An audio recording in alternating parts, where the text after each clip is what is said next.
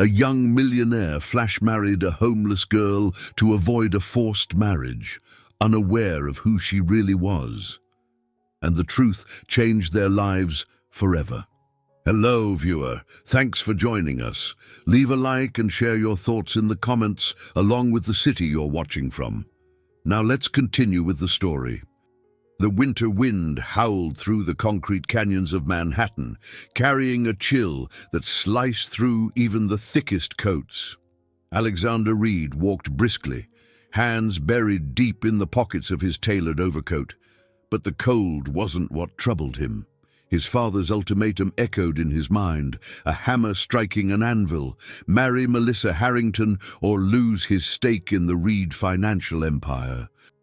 The weight of tradition, the suffocating grip of expectations, left him on the verge of unraveling. He turned onto a quieter street, his polished shoes crunching over patches of frost. The city's neon glow softened in the nearby park, where darkness wrapped itself around the skeletal trees. Alexander, a man of precision and control, found himself drawn to the unpredictable quiet. He paused near a bench, catching sight of a bundle of plastic and blankets. Someone sleeping there, huddled against the elements. It was a woman. Her auburn hair spilled out from under a knit cap, and though her coat was frayed and ill-fitted, there was an elegance in how she clutched her few belongings. Alexander hesitated, unsure why he didn't just keep walking. Then her eyes opened, bright, piercing, and far more alert than he expected. "Are you just going to stand there?" she asked, her voice steady despite her predicament. "Or are you one of those do-gooders with a spare coffee and a lecture about life choices?" He blinked, caught off guard. "Neither," he said. "Just passing by." She sat up slightly, adjusting her makeshift shelter. "Well, congratulations. You've passed." There was a sharpness to her tone, but Alexander detected something else beneath it: defiance, perhaps even wit. He shifted his weight. "Do you always greet strangers like this?" "Only the ones staring at me like I'm an exhibit," she shot back. Her gaze softened for a moment, and she studied him. "Nice coat. Let me guess, Wall Street." "Something like that."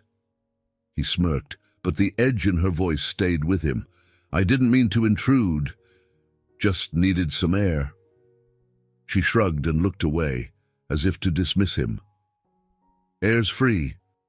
For now, anyway."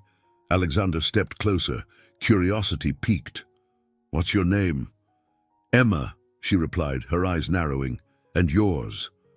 "Alexander," he said, offering a small nod. "Do you always sleep here?" "Do you always interrogate strangers in parks?" she countered, folding her arms. Her coat couldn't hide the fact that she was trembling slightly from the cold. "I'm fine. You can go back to whatever fancy dinner you're skipping."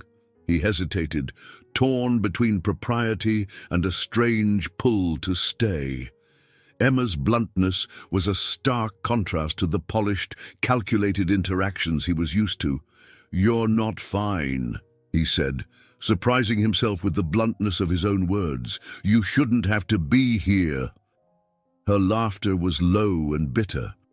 "And what would you know about shouldn't, Mr. Alexander? People like me don't end up here because we choose to." Something in her words stung, and Alexander realized he didn't have a good answer. Instead, he asked, "How long?" She raised an eyebrow. "How long what? How long have you been on the streets?" Emma leaned back against the bench, her breath visible in the cold air. "Long enough," she said simply, avoiding his gaze. "But I get by." There was an edge of pride in her voice that caught him off guard. Here was someone who had lost everything, or nearly everything, and yet hadn't crumbled. Alexander's world, in contrast, was defined by abundance, yet he felt more trapped than ever. "I'm sorry," he said softly. "I didn't mean to." "Pity me," she interjected, her eyes flashing. "Save it. People like you only show up to feel better about yourselves." I wasn't, he began, but stopped. Maybe she wasn't entirely wrong. Maybe he had stopped because her presence made his own problems seem trivial by comparison. But there was something more. She intrigued him. The silence stretched between them, heavy and uncertain. Emma shifted, adjusting her blankets again. "Look," she said finally, her tone softer, "if you're going to stand here and chat, at least make yourself useful. There's a coffee shop down the block. Black, no sugar."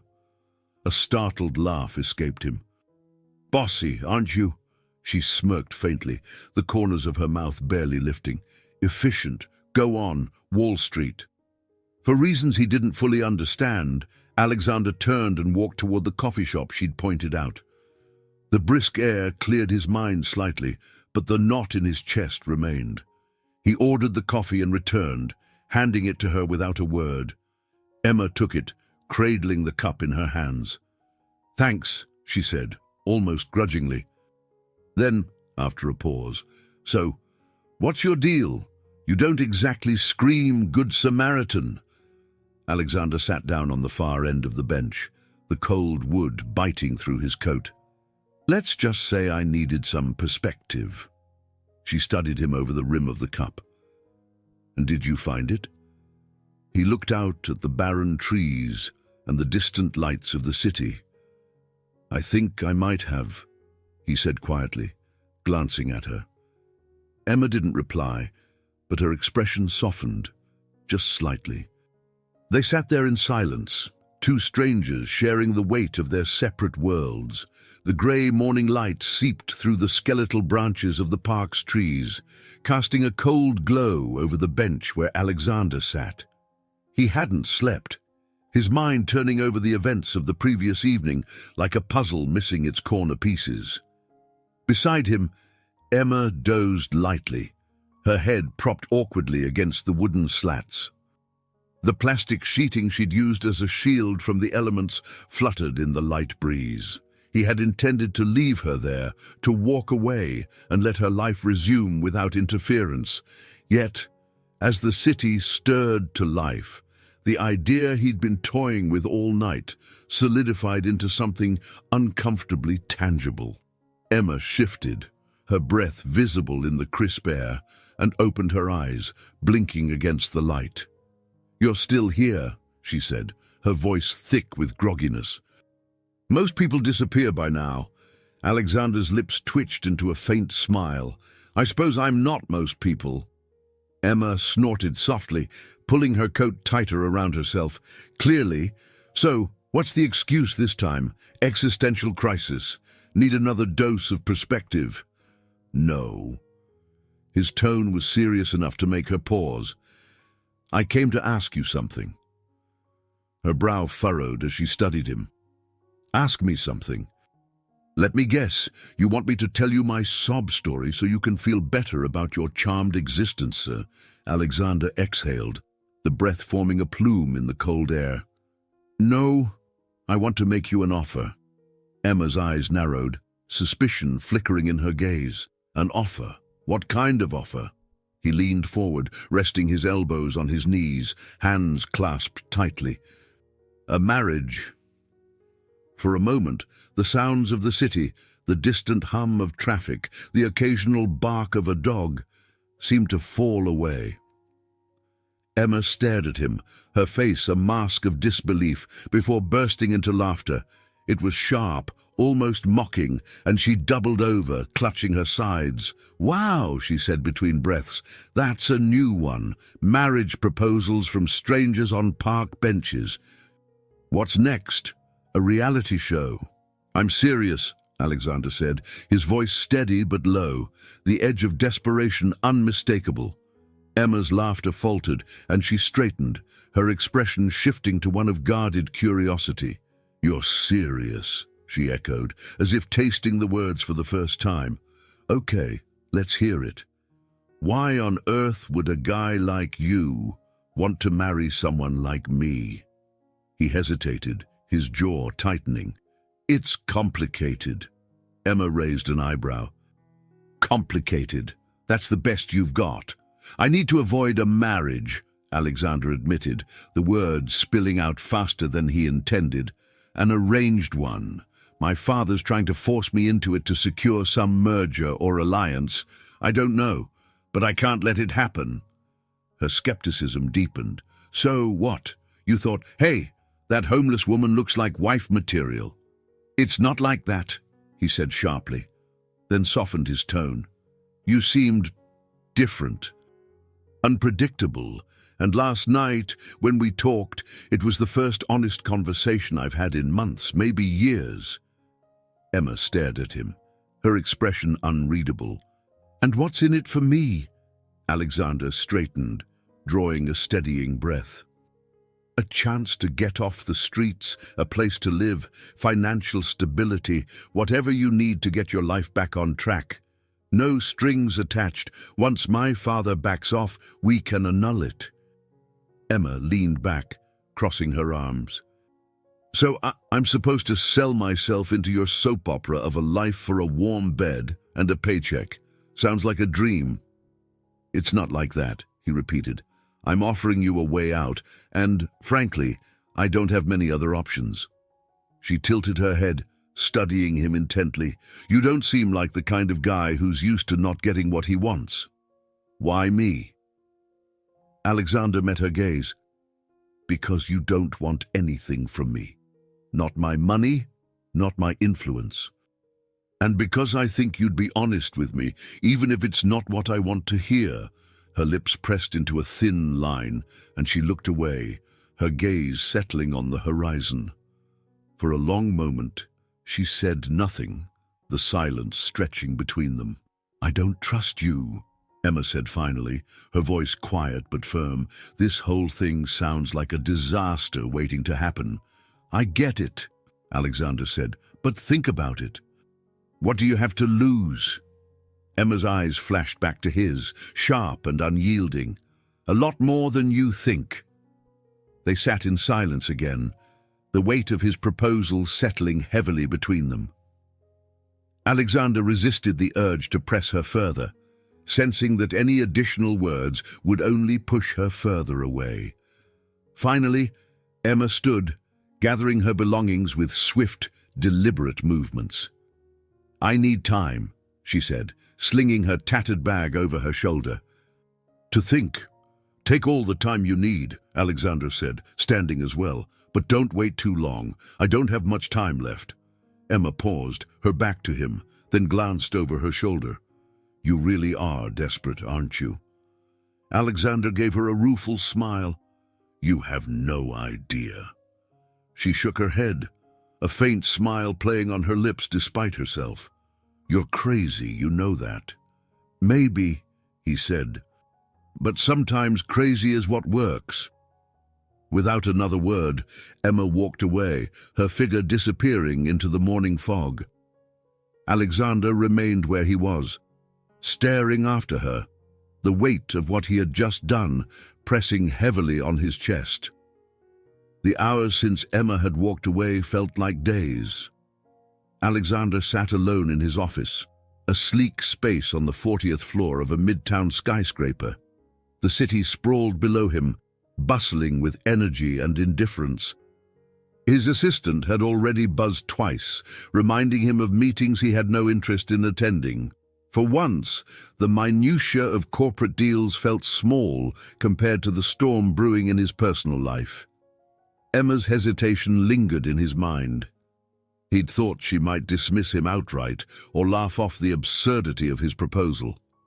But her pause, that spark of consideration, told him she was weighing the idea, and that kept him restless. He replayed their conversation, analyzing every word, every expression, searching for signs of hope or defeat. Emma, meanwhile, wandered through the streets of Manhattan, the city's familiar chaos failing to soothe her as it usually did. She ducked into a library, one of the few places she could find warmth without suspicion. The cavernous reading room welcomed her with its quiet dignity, and she settled into a corner seat, her bag tucked safely under the table. She pulled out a battered notebook, its pages filled with tiny, hurried handwriting.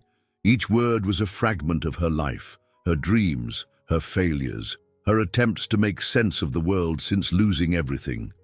She flipped to an empty page, pen poised, but the words wouldn't come. Instead, Alexander's face hovered in her thoughts, his earnest expression as he'd made that insane proposition. "Marry me," he'd said, as if it were the most logical solution in the world. And the worst part, a part of her wanted to say yes. Her pen scratched against the paper as she wrote, "What happens when you've run out of reasons to say no?" She stared at the sentence, the weight of it pressing down on her. Her life had been a long series of battles, some won, most lost. But this offer felt like a crossroads she hadn't anticipated. Could she trust him? More importantly, could she trust herself not to lose what little she had left in the process? Her thoughts were interrupted by the low murmur of voices nearby. Two women sat a few tables away, their conversation drifting through the quiet. "Sometimes you have to take a chance, you know? It's scary, but staying in the same place is scarier." Emma smirked at the irony, but couldn't shake the truth of the words. Was she staying put because it was safer, or because it was easier to believe that safety didn't exist anymore? Back in his office, Alexander paced, his frustration mounting. He grabbed his phone, scrolling to Emma's number, which he'd saved after their last encounter. His thumb hovered over the call button. What would he even say? "Hey, have you decided to uproot your life and save mine yet?" He threw the phone onto the desk, running a hand through his hair. The sound of his office door opening made him turn sharply. It was Richard Reed, his father, stepping in without so much as a knock. "Alexander," Richard began, his tone clipped. "I've just come from a meeting with Harrington. They're expecting an announcement by next week." Alexander bristled. "I told you, I'm not going through with it." "And I told you," Richard countered, his voice rising, "this isn't about what you want. It's about the company, about the family legacy. You can't throw that away because you've decided to play rebel billionaire." "This isn't rebellion," Alexander said coldly. "It's my life." Richard's lips curled into a thin smile, the kind that always made Alexander feel 10 years old again. "You think this is your life. Everything you have, everything you are, comes from the decisions I've made for you. Remember that before you destroy it all over some childish fantasy." Alexander's fists clenched at his sides. "I won't marry someone I don't love." "Love," Richard scoffed, his laughter devoid of warmth. "You think love matters in a merger like this? Grow up, Alexander. Love is a luxury, one we can't afford right now." The words hung in the air long after Richard left. Alexander sank into his chair, feeling the walls of his world close in tighter. His father's parting shot echoed in his mind, cruel but true. "Everything you have comes from me." For Emma, the day stretched into evening as she roamed the city. She found herself standing before the park bench where she'd first met Alexander. It was empty now, the plastic sheet she'd left behind fluttering on the ground. She picked it up absently, her thoughts circling like vultures. What if this was her chance? A way out, a fresh start, if only for a little while. But at what cost? She thought of the years she'd spent clawing her way through survival, holding tight to her independence as her last shred of dignity. Could she trade that for the uncertainty of his world? Her phone buzzed in her pocket, startling her. She pulled it out, staring at the unknown number on the screen. For a long moment, she considered letting it ring. Then, with a sigh, she answered, "Emma!" Alexander's voice came through, tense but steady. "I know I said you could take your time, but I need to know if you're considering it."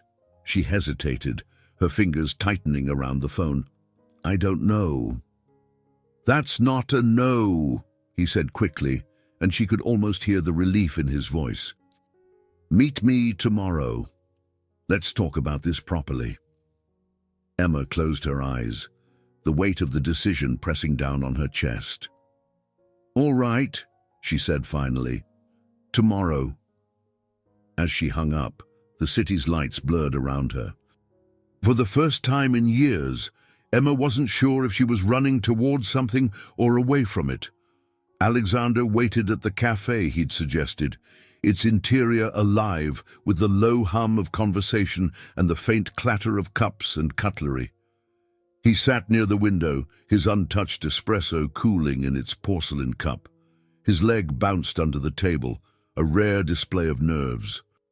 He wasn't accustomed to waiting, certainly not for someone like Emma, whose life seemed worlds away from his. Yet here he was, hoping she'd show up and agree to his mad plan. The bell above the cafe door jingled, and Alexander's eyes darted up. Emma stepped in, scanning the room with a guarded expression. Her patched coat and scuffed boots stood out among the polished patrons, but she walked with a quiet confidence, her chin held high. When her eyes met his, she hesitated for a fraction of a second before making her way over. "You're early," she said, sliding into the seat across from him. "You're late," Alexander countered, though his tone was more teasing than accusatory. Emma smirked faintly, unzipping her coat and shrugging it off. "I guess I needed the extra 5 minutes to convince myself this isn't a terrible idea." Alexander raised an eyebrow. "And did you?" Her smirk faded, replaced by a seriousness that made her seem older, wearier. "I'm here, aren't I?" A waiter appeared, and Emma ordered tea. Her tone clipped. Alexander noticed the way she held herself, tense and alert, as though ready to flee at the slightest provocation.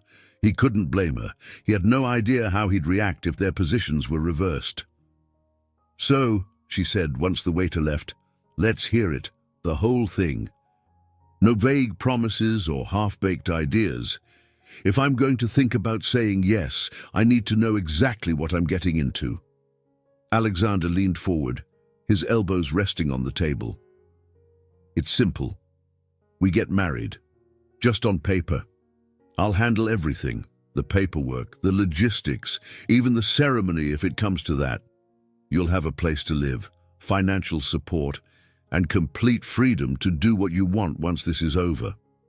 All I need is for my father to believe it's real long enough to get him off my back." Emma studied him, her sharp eyes taking in every detail of his expression, his posture. "And what happens when he finds out it's a sham? What happens to me then?" "He won't," Alexander said firmly. "He's not the type to dig too deeply once things go his way. As long as we play our roles convincingly, he'll move on to his next power play." She scoffed, crossing her arms. "You're putting a lot of faith in someone who sounds like a professional manipulator." Alexander's jaw tightened. "He is, but I know how he operates." Emma took a sip of her tea, her gaze never leaving his. "And what about you? What's your endgame? You're risking a lot for someone you barely know."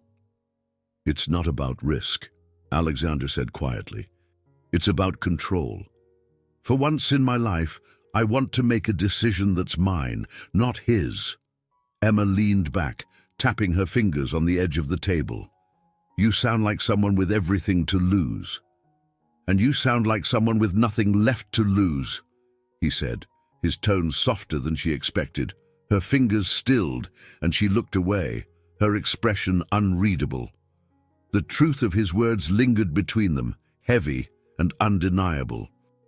"You'd have to follow some rules," Alexander added after a pause. "My father is perceptive. If he senses something's off, it'll all fall apart." Emma snorted. "Rules. Great. I'm already loving this marriage." "It won't be forever," he said, his voice firm but not unkind. "A year at most." Her laugh was bitter. "You say that like a year isn't a lifetime." Alexander hesitated, unsure how to respond. He could see the cracks beneath her defiance, the weight she carried. "If you want to say no," he said finally, "I'll understand."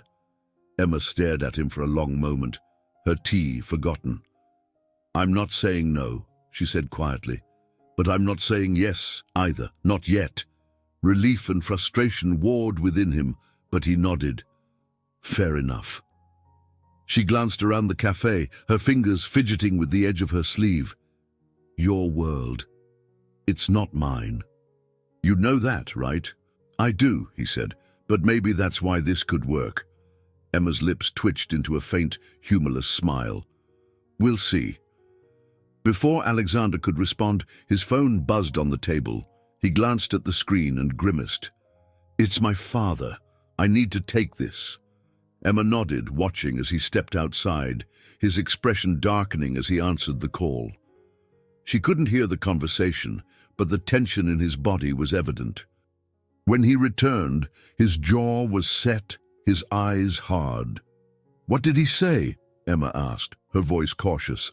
Alexander sat down heavily, running a hand through his hair. He's pushing up the timeline. If I don't make an announcement by the end of the month, he'll cut me off. Emma raised an eyebrow. Cut you off from what? The private jets and the art collections. It's not about the money, he snapped, then softened. It's about the principle. He's been pulling my strings for too long. She studied him, her expression thoughtful. You really hate him, don't you? Alexander shook his head. It's not hate, it's disappointment.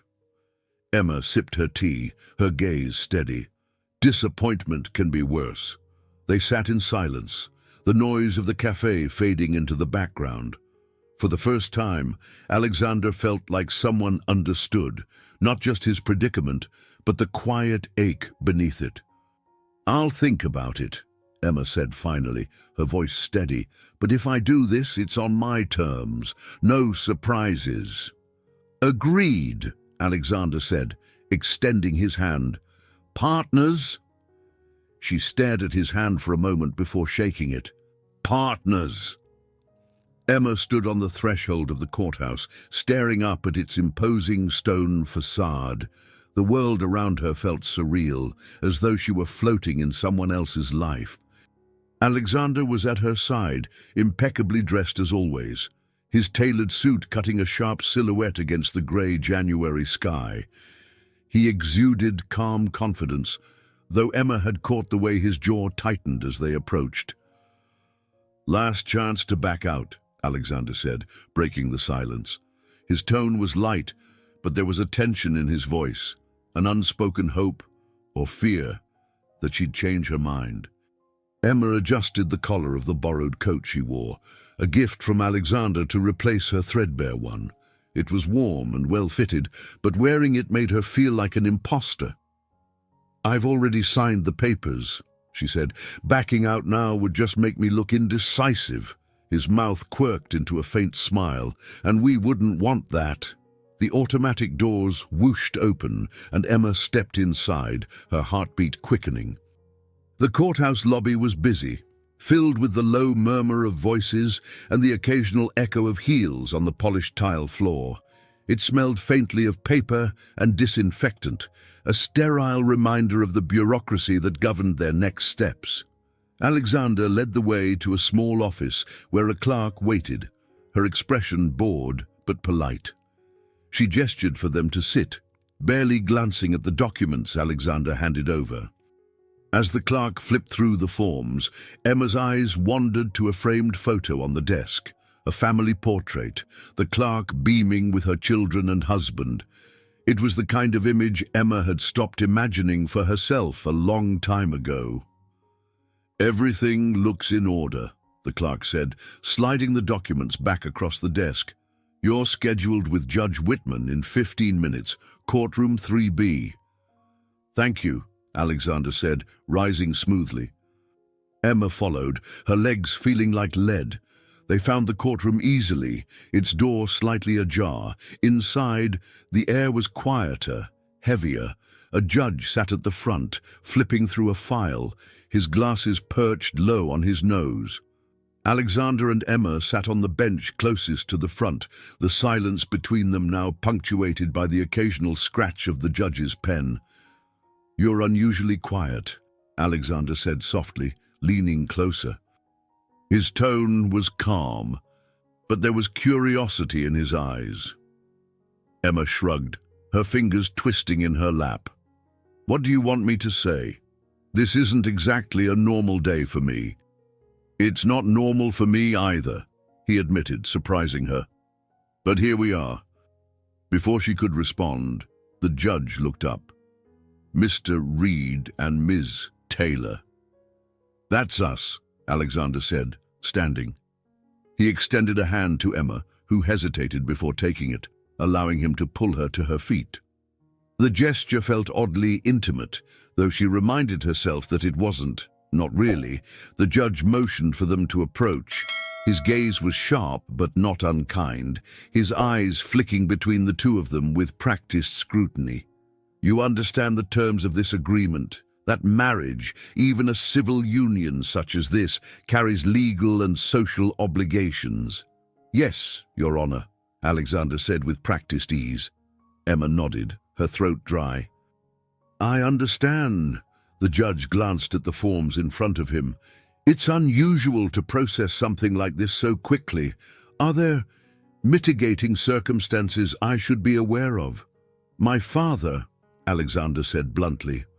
The judge arched an eyebrow, and Alexander continued, Let's just say there's pressure from certain family interests.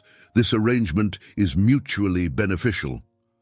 The judge's lips twitched, as though suppressing a smile. Mutually beneficial, he echoed. Well, I've seen worse reasons. The rest of the proceedings passed in a blur. The judge recited the required formalities, and Emma found herself repeating vows that felt hollow in her mouth, like reciting lines in a play. Alexander, however, spoke with steady conviction, his voice clear and strong. She wondered if it was a talent honed in boardrooms, or if he genuinely believed in the importance of appearances, even here.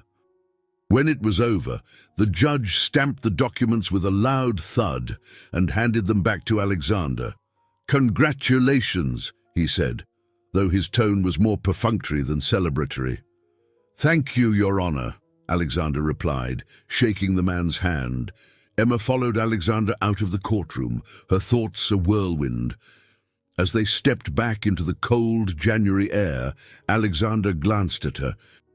You look pale. I just married a stranger in a courthouse, she said dryly. Pale seems like the least of my worries. He chuckled, his first genuine laugh since she'd met him. Fair point. They walked in silence for a few minutes, the city bustling around them. Emma tucked her hands into the pockets of her coat, savoring its warmth even as her mind churned with doubts. So, what now? Alexander stopped, turning to face her. Now, you move into the penthouse. We let my father see us together. We make it look real. And then, she pressed, and then we see how good we are at pretending, he said, his gaze steady. This isn't just about me, Emma. If you're in, we're in this together. For the first time, she saw a flicker of vulnerability in his eyes, and it startled her. This man, who seemed so composed, was just as unsure as she was. She nodded, the weight of their unspoken agreement settling heavily between them. Together, she said, though the word felt foreign on her tongue. And as they hailed a cab, Emma couldn't help but wonder if this leap into the unknown would break her or finally set her free. The elevator ascended smoothly to the top floor, its polished interior reflecting Emma's uneasy expression. She clutched her bag, a frayed relic of her life on the streets, like a shield, her fingers curling tightly around the worn strap. Alexander stood beside her, his hands in his pockets, the picture of calm composure. If he noticed her nerves, he said nothing, but the silence between them was heavy. When the elevator doors opened, Emma was greeted by the sheer opulence of Alexander's penthouse. The space stretched wide and open, framed by floor-to-ceiling windows offering a breathtaking view of Manhattan.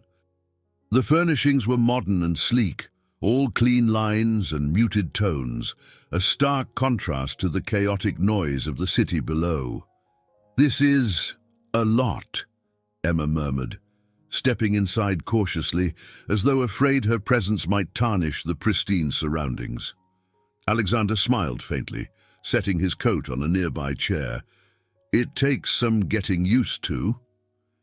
Emma lingered near the doorway, reluctant to move further. "You live here alone?" He nodded, walking toward the bar. "I've always preferred my own space. Drink?" She shook her head, her fingers still gripping her bag. "I don't drink much." "Suit yourself."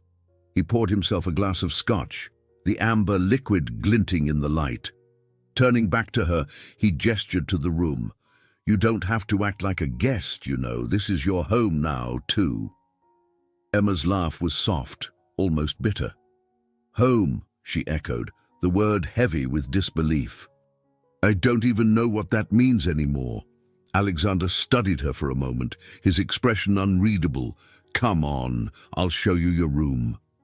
She followed him down a wide hallway, the walls adorned with understated art that likely cost more than she'd earned in her entire life. At the end of the corridor, he pushed open a door to reveal a bedroom that was as luxurious as the rest of the penthouse. The bed was massive, dressed in crisp white linens, and the furniture was sleek and minimalist. "This is yours," he said, stepping aside to let her enter. "I had some things brought in, clothes, toiletries. If there's anything else you need, just let me know." Emma stood in the center of the room, feeling small and out of place. She set her bag down at the foot of the bed, her fingers brushing over the smooth fabric of the comforter. "It's too much. It's what's necessary," Alexander said simply. "You'll need to look the part if we're going to convince my father." She turned to face him, crossing her arms. "And what part is that exactly?" "My wife," he said, his tone matter-of-fact. "Confident, poised, someone who belongs here." Emma snorted softly, shaking her head. "You might have chosen the wrong person for this job." He stepped closer, his expression softening. "You're smarter than half the people who live in this world, and you've survived more than most of them ever will. Don't underestimate yourself." For a moment, Emma was caught off guard by his words. They didn't feel like flattery. There was a sincerity in his voice that unsettled her. She looked away, her gaze falling on the window overlooking the city. "Fine," she said finally. "But I'm not turning into one of them. I don't care how much money you have. I'm not playing pretend beyond what's necessary." Alexander's lips quirked into a small smile. "Fair enough." He turned to leave but paused in the doorway. "Dinner's at 7. Formal, unfortunately. My father expects appearances to be maintained." Emma raised an eyebrow. "Tonight, that's short notice." "You'll manage," he said with a faint smirk. "I have a feeling you're good under pressure." Hours later, Emma stood in front of a mirror in her room, staring at the stranger looking back at her.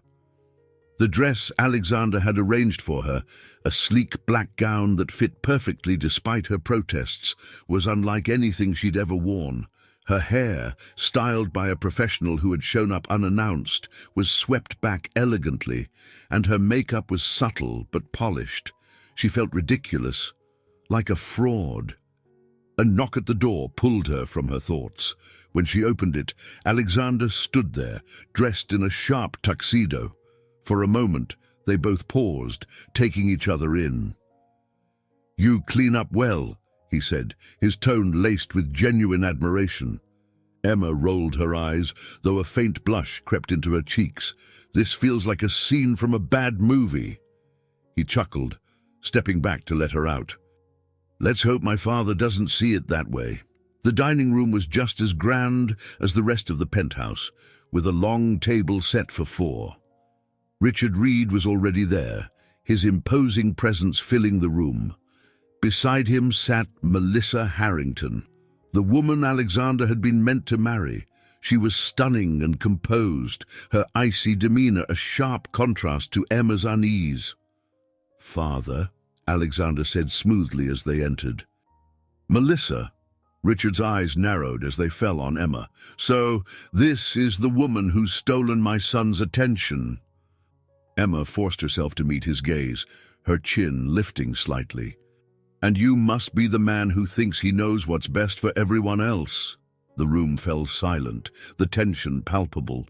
Then, to her surprise, Richard's lips twitched into a faint smile. "Well, you're not afraid to speak your mind. I'll give you that." Melissa, however, was less amused, her icy gaze sweeping over Emma with clear disdain. "This should be interesting," she murmured, her tone dripping with condescension. Emma held her ground, determined not to let their judgment rattle her.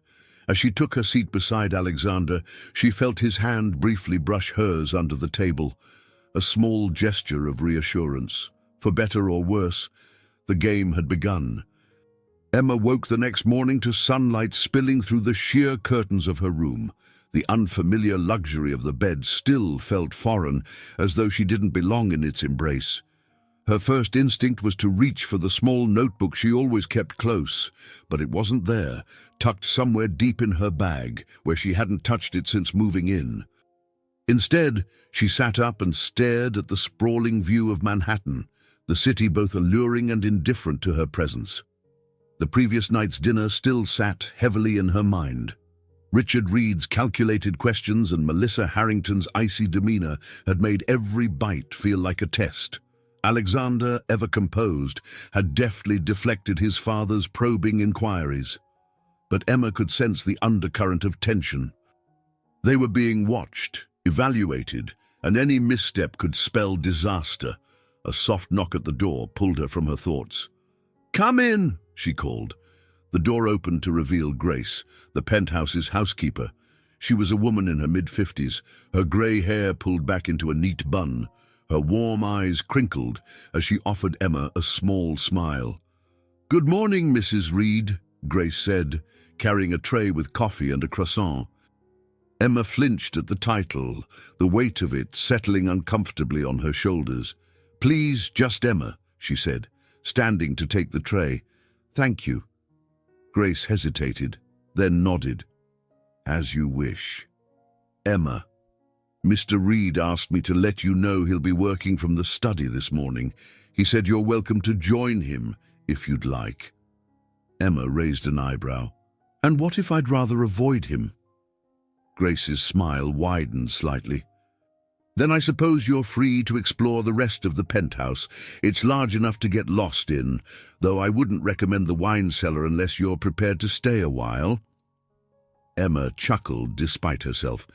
"Thanks for the warning." As Grace left, Emma sat by the window and nibbled on the croissant, her thoughts swirling. Alexander had said they needed to present a united front, but the idea of stepping into his world felt overwhelming. Still, she wasn't about to hide in her room like a frightened child. If she was going to play this role, she needed to do it on her terms. Emma found Alexander in the study, a grand room with dark wood paneling and shelves filled with books she doubted he'd ever read. He sat at a massive desk, his brow furrowed as he scrolled through something on his laptop. The light streaming through the windows highlighted the tension in his features, a sharp contrast to his usual polished exterior. "Am I interrupting?" she asked, lingering in the doorway. He looked up, his expression softening slightly. "Not at all. Come in." Emma stepped inside, her gaze wandering over the room. "You look like you've been up for hours." "Comes with the territory," he said, leaning back in his chair. "Dealing with my father isn't exactly a 9-to-5 job." Emma crossed her arms, leaning against the edge of the desk. "You didn't say much at dinner last night. What's the real deal with Melissa?" Alexander's lips pressed into a thin line. "Melissa's a pawn, just like me. Her father runs a company my father wants to merge with ours. The marriage was supposed to seal the deal, but I refused." Emma studied him, her sharp eyes catching the flicker of guilt in his expression. "And now you're using me to get out of it." His gaze met hers, steady and unflinching. "I never pretended otherwise. She appreciated his honesty, even if it didn't make her situation any easier. Melissa doesn't seem like the forgiving type. She's not, Alexander admitted, but she's also pragmatic. As long as she gets what she wants in the end, she won't cause trouble. Emma raised an eyebrow. And what does she want? To be on top, he said simply, in every way that matters. Emma shook her head, a wry smile tugging at her lips. Your world is exhausting. You're not wrong, Alexander said, standing and walking to the window. He stared out at the city for a moment before turning back to her. But you're part of it now, whether you like it or not. Emma opened her mouth to respond, but the door to the study opened again, and Grace stepped inside. Mr. Reed, you have a visitor. Alexander frowned. I wasn't expecting anyone. It's Melissa Harrington, Grace said, her tone carefully neutral. She insists it's urgent. Emma's stomach sank, but she forced herself to stay calm. Perfect timing. Alexander glanced at her, his expression a mix of concern and determination. Stay. This affects both of us. Melissa entered a moment later, her heels clicking against the hardwood floor. She was dressed impeccably, as always, her icy demeanor unwavering. Her gaze swept over Emma briefly before settling on Alexander. We need to talk, she said, her tone clipped. By all means, Alexander said, gesturing to the chair opposite him. What's so urgent? Melissa sat gracefully, crossing her legs. Your father's not happy, Alexander. He doesn't believe for a second that this marriage is real. Emma tensed, but Alexander remained calm. My father doesn't believe in anything that doesn't serve his interests. That's not news. Melissa's gaze flicked to Emma, her lips curling into a faint, knowing smile. And you're willing to risk everything on her? A woman with no pedigree, no connections. Emma bristled but kept her composure. Last I checked, I didn't need your approval. Melissa's smile widened slightly. Feisty. I can see why he chose you. Enough, Alexander said sharply, his voice cutting through the tension. My decisions are none of your concern, Melissa. If you're here to deliver one of my father's messages, tell him this: I'm not backing down. Melissa rose, her expression as cool as ever. Don't say I didn't warn you. As she left, the room fell silent. Emma exhaled slowly, the weight of the encounter settling over her. Alexander turned to her, his expression grim. Welcome to my world, he said quietly. Emma met his gaze, her resolve hardening. I can handle it, but you'd better be sure you can too. Emma wasn't sure why she had agreed to accompany Alexander to the charity gala.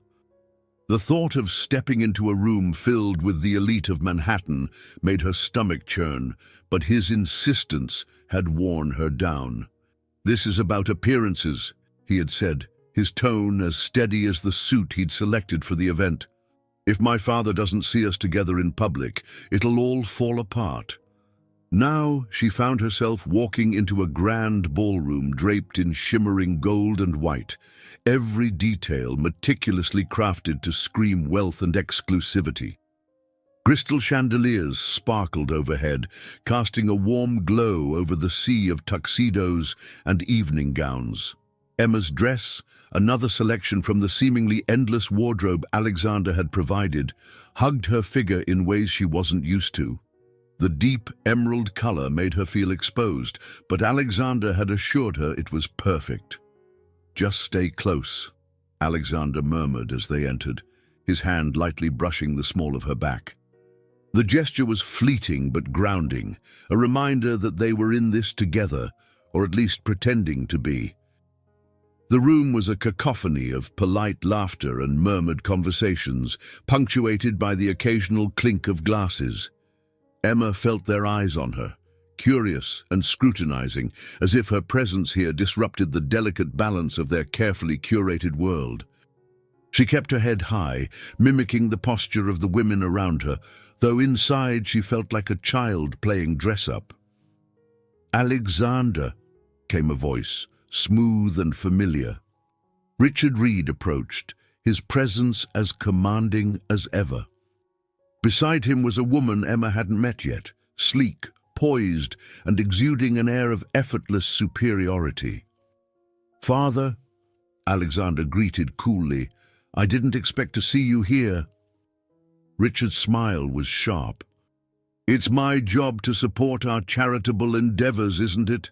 And I see you've brought your wife."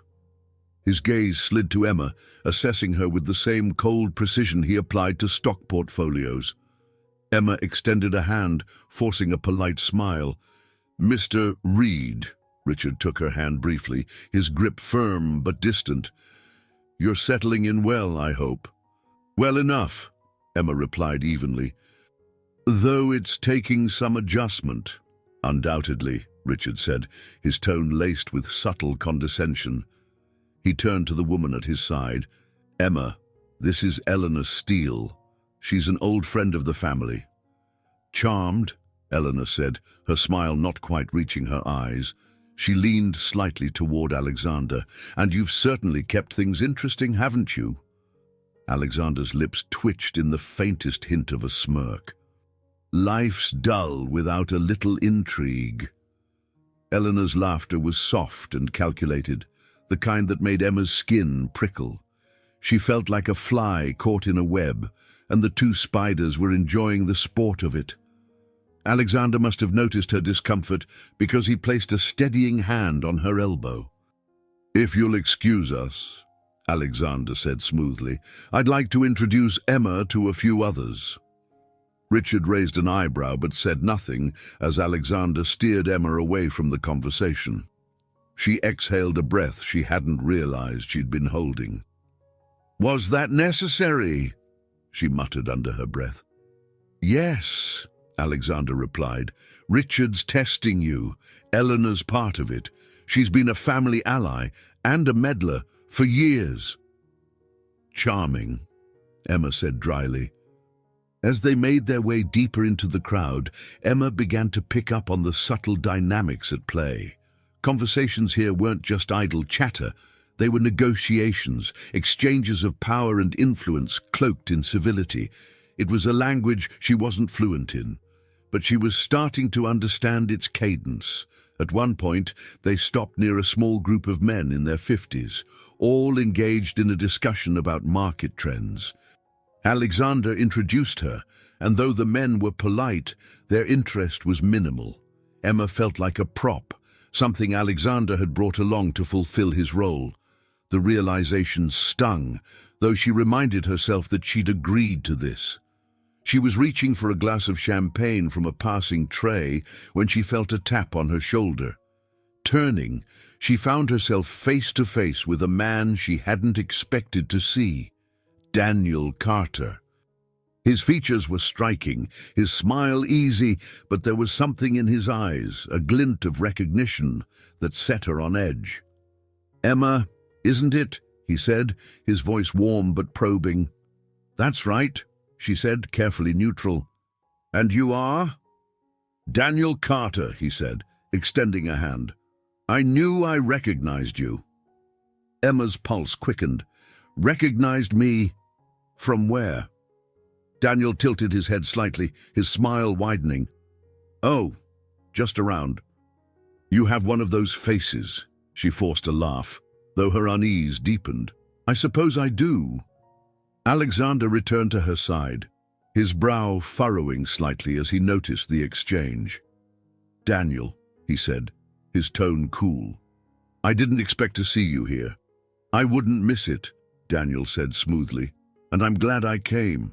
Meeting your wife has been the highlight of the evening." Emma caught the faintest flicker of tension in Alexander's jaw, but he didn't rise to the bait. "Enjoy the evening," Alexander said pointedly, taking Emma's arm and steering her away. "What was that about?" Emma asked once they were out of earshot. "Nothing good," Alexander muttered. "Daniel's arrival, personally and professionally. Be careful around him." Emma nodded, though Daniel's parting smile lingered in her mind. The evening continued, the hours dragging as Emma moved through the motions. But she couldn't shake the feeling that she'd just stepped onto a battlefield she didn't fully understand. When they finally left the gala, Emma exhaled a sigh of relief as the cool night air hit her face. "I don't know how you do this," she said quietly as they climbed into the car. "You learn," Alexander said, his voice soft but firm. "And so will you." Emma glanced out the window, the city lights blurring as the car moved through the streets. She wasn't sure what she was learning yet, but one thing was clear: she was in deeper than she'd realized. The morning sunlight poured through the penthouse windows, softening the sharp edges of the room. Emma stood in the kitchen, holding a mug of coffee and staring out at the skyline. The events of the previous night lingered in her mind. Richard's calculated gaze, Melissa's icy demeanor, and most unsettling, Daniel's cryptic remarks. For someone who had spent years keeping to herself, stepping into Alexander's world felt like walking a tightrope over a pit of vipers. She heard footsteps behind her and turned to see Grace entering, carrying a tray of folded linens. The older woman gave Emma a warm smile. "Morning. You're up early." "Couldn't sleep," Emma admitted, setting her mug down on the counter. "Too much on my mind." Grace tilted her head, her expression kind but knowing. "It's a lot to take in, isn't it? This life, the expectations, the constant eyes on you." Emma leaned against the counter, crossing her arms. "It's exhausting. And last night, Richard and his little games, Melissa's disdain. And then there's Daniel, who somehow knows more about me than I'm comfortable with." Grace nodded as she began arranging the linens in a nearby cabinet. "Richard's always been a strategist. He tests people, pushes them to see where they'll bend. Melissa's, well, she's her own kind of trouble. And Daniel Carter, he's someone to watch carefully. That man thrives on power plays." Emma sighed, running a hand through her hair. "I don't know if I can keep up with all of this. It's like they're all playing a game, and I don't even know the rules." Grace paused, turning to face her. "You don't have to play their game, Emma. Make them play yours. You've got a strength they don't expect, something real. They might have money, influence, and connections, but none of that can replace authenticity." Emma stared at her, caught off guard by the words. "You think I can win against people like them?" Grace's smile deepened, lines crinkling at the corners of her eyes. "I think you've already started. Now, you just need to believe it yourself." Later that afternoon, Emma found herself in the library, flipping through the pages of a book without actually reading the words. The quiet was a welcome respite from the constant tension of the previous day. She barely noticed when Alexander entered until he spoke. "You've been quiet today," he said, his voice breaking the stillness. Emma glanced up, closing the book and setting it aside. "Just needed some time to think." Alexander sat in the armchair across from her, his gaze steady. "About last night?" "That and everything else," Emma admitted. "Daniel Carter, your father, Melissa, this whole situation. It's like being dropped into the middle of a war zone without armor." Alexander's lips twitched into a faint smile. "You handled yourself well, all things considered. I felt like a fish in a shark tank," Emma said, leaning back in her chair. "And Daniel, what's his deal?" Alexander's expression darkened slightly. "Daniel thrives on leverage. He's always looking for weaknesses to exploit. If he thinks he has something on you, he'll use it." Emma's stomach tightened. "And what if he does?" "Then we deal with it," Alexander said firmly. "Together." She studied him, her brow furrowing. "You make it sound so simple." "It's not," he admitted. "But this isn't just about me anymore. You're part of this now, and I'm not going to let anyone hurt you." His words caught her off guard, and she looked away, unsure how to respond. There was something genuine in his tone, something that made her chest tighten. For all the pretense between them, Moments like this felt uncomfortably real. By evening, Emma found herself in the kitchen again, this time helping Grace prepare a simple meal. It was a rare moment of normalcy in a world that felt anything but normal. As they worked, Grace shared stories about her life, anecdotes that revealed a depth of character Emma hadn't expected. "I wasn't always in service," Grace said as she chopped vegetables. "I had my own business once, a little bakery in Queens. It was my dream." "What happened?" Emma asked, genuinely curious. Grace's hands stilled for a moment before she resumed chopping. "Life happened. My husband passed, and I couldn't keep up with the bills. The bakery closed, and I had to find other work to support my son." Emma felt a pang of empathy. That must have been hard. "It was," Grace admitted, her voice steady, "but you do what you have to do. And sometimes you find strength in places you didn't know you had." Emma nodded, her thoughts drifting. Grace's story resonated with her in a way she hadn't expected. For all her struggles, Grace had found a way to keep going, to build something meaningful despite the setbacks. It was a quiet kind of resilience, one Emma couldn't help but admire. That night, as Emma sat on the edge of her bed, she pulled out her old notebook. The pages were worn and crinkled, filled with fragments of her past, dreams, fears, moments of clarity. She flipped to a blank page and picked up a pen, the words flowing easily for the first time in weeks. "This isn't my world, and it never will be. But maybe, just maybe, I can find a place in it that's mine." She closed the notebook and set it on the nightstand, the weight in her chest feeling just a little lighter. For the first time in a long while, she didn't feel like she was standing on the outside looking in. Instead, she felt like she was starting to carve out her own space, one step at a time. The winter air was sharp as Emma stepped out onto the penthouse balcony, a steaming mug of tea warming her hands. The city stretched out before her in a dazzling display of lights, a patchwork of lives and ambitions that seemed impossibly distant. She leaned against the railing, her thoughts drifting back to the tension of the past week. For every small victory she'd managed, another complication seemed to arise. "You're going to freeze out here," came Alexander's voice from behind her. She turned to see him walking toward her, a thick wool coat draped over his arm. Without asking, he slipped it over her shoulders, his hands brushing hers briefly. The gesture was automatic, unspoken, but it left her feeling unsteady. "I needed air," Emma said, tightening the coat around herself. "Being inside all day makes me feel trapped." Alexander leaned against the railing beside her, his gaze focused on the skyline. "This isn't exactly an easy place to settle into." Emma laughed softly, the sound tinged with disbelief. "That's an understatement. Your world isn't just unfamiliar, it's suffocating. Every glance, every word feels like it's being dissected." "That's because it is," Alexander admitted. "Everyone in my father's orbit is constantly calculating, trying to find an advantage. It's exhausting." Emma studied him for a moment, the set of his jaw and the weariness in his eyes. "You've been doing this your whole life, haven't you?" He nodded. "I was groomed for it. The handshakes, the deals, the power plays, it's all second nature now." "And yet, here you are," she said, her voice soft, "fighting against it."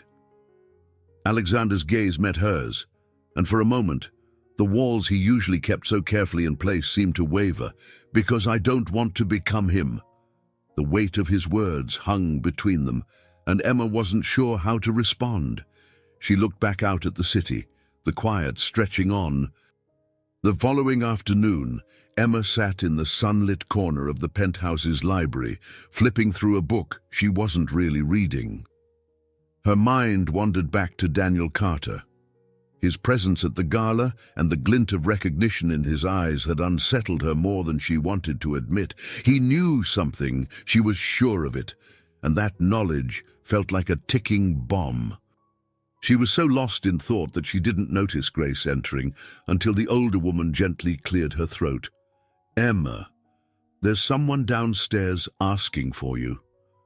"For me?" Emma asked, closing the book. "Who?" Grace hesitated, her brow furrowing. "A man. He wouldn't give his name, but he said it's important." Emma's stomach tightened. "Where is Alexander?" "He's in a meeting with his legal team," Grace said. "Do you want me to tell the visitor to leave?" "No," Emma said after a moment. "I'll go see who it is." Grace looked concerned but nodded. Emma followed her downstairs, her heart pounding as they approached the penthouse's private entrance. When the elevator doors opened, her breath hitched. It was Daniel. He smiled at her, that same disarming grin he'd worn at the gala. "Emma," he said smoothly, "I was hoping you'd have a moment to talk." "What are you doing here?" she asked, her voice sharper than she intended. Daniel spread his hands innocently. "I thought we could clear the air. I seem to have unsettled you the other night." "Unsettled is one word for it," Emma said, crossing her arms. "What do you want?" He stepped closer, his expression softening. "I want to help you." Emma raised an eyebrow. "Help me?" "With what?" "With whatever you're hiding," Daniel said quietly. His gaze was steady, but there was something calculating behind it.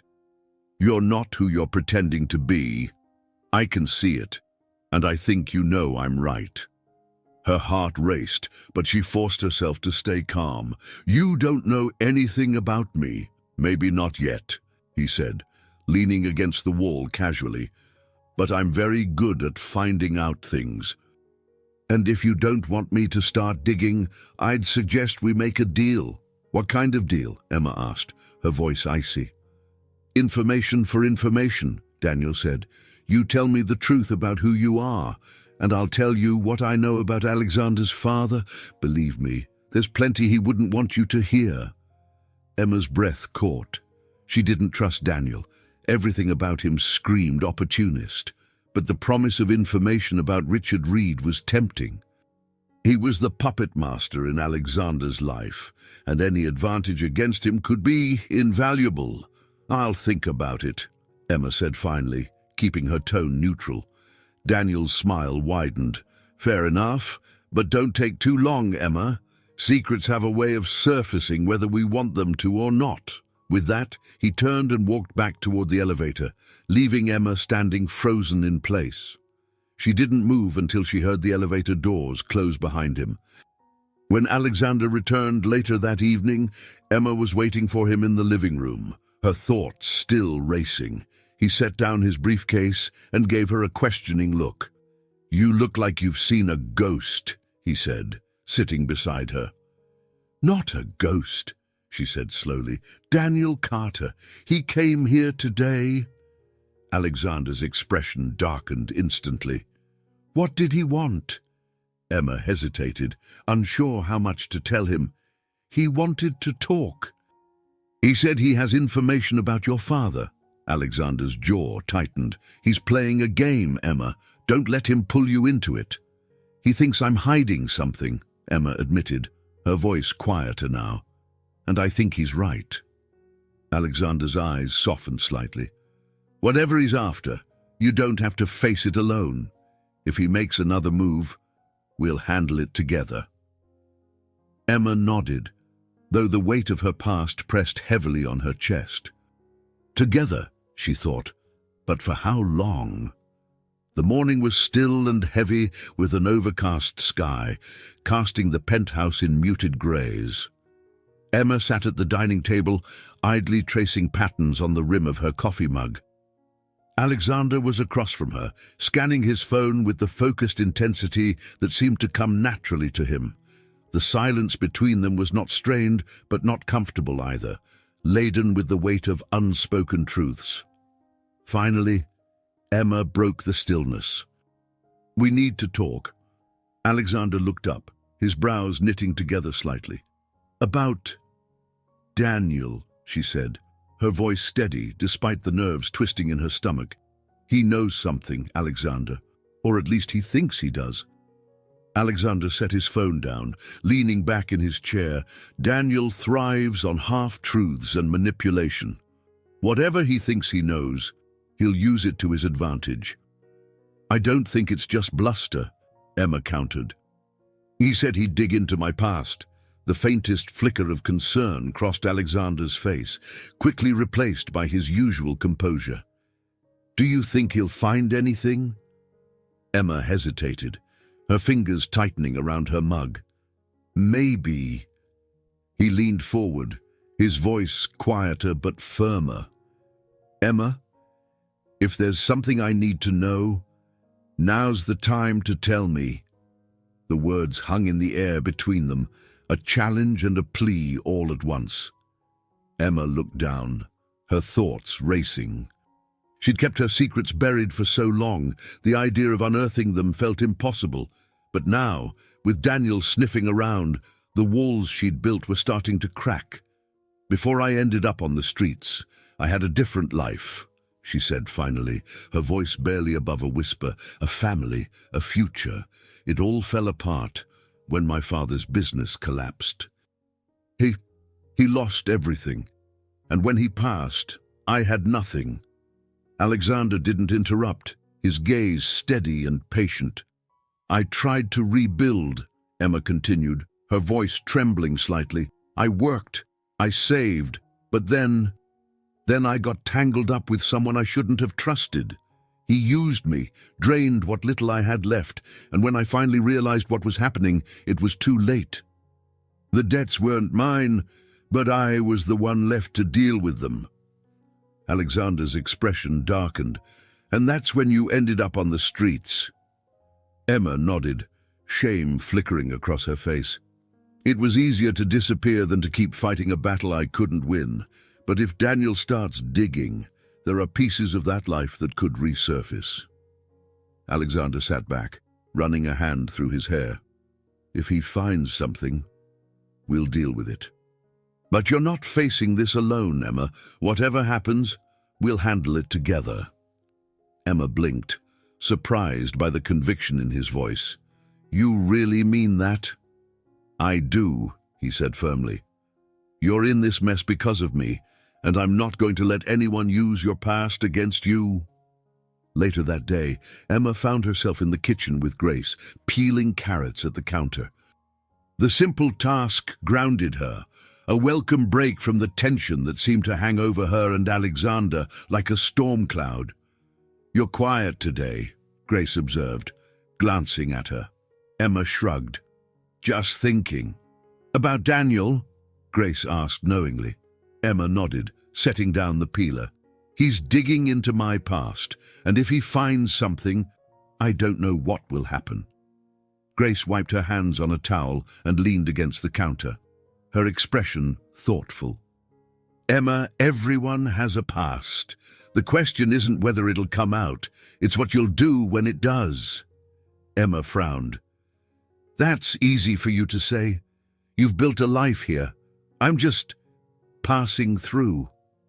Grace's smile was gentle.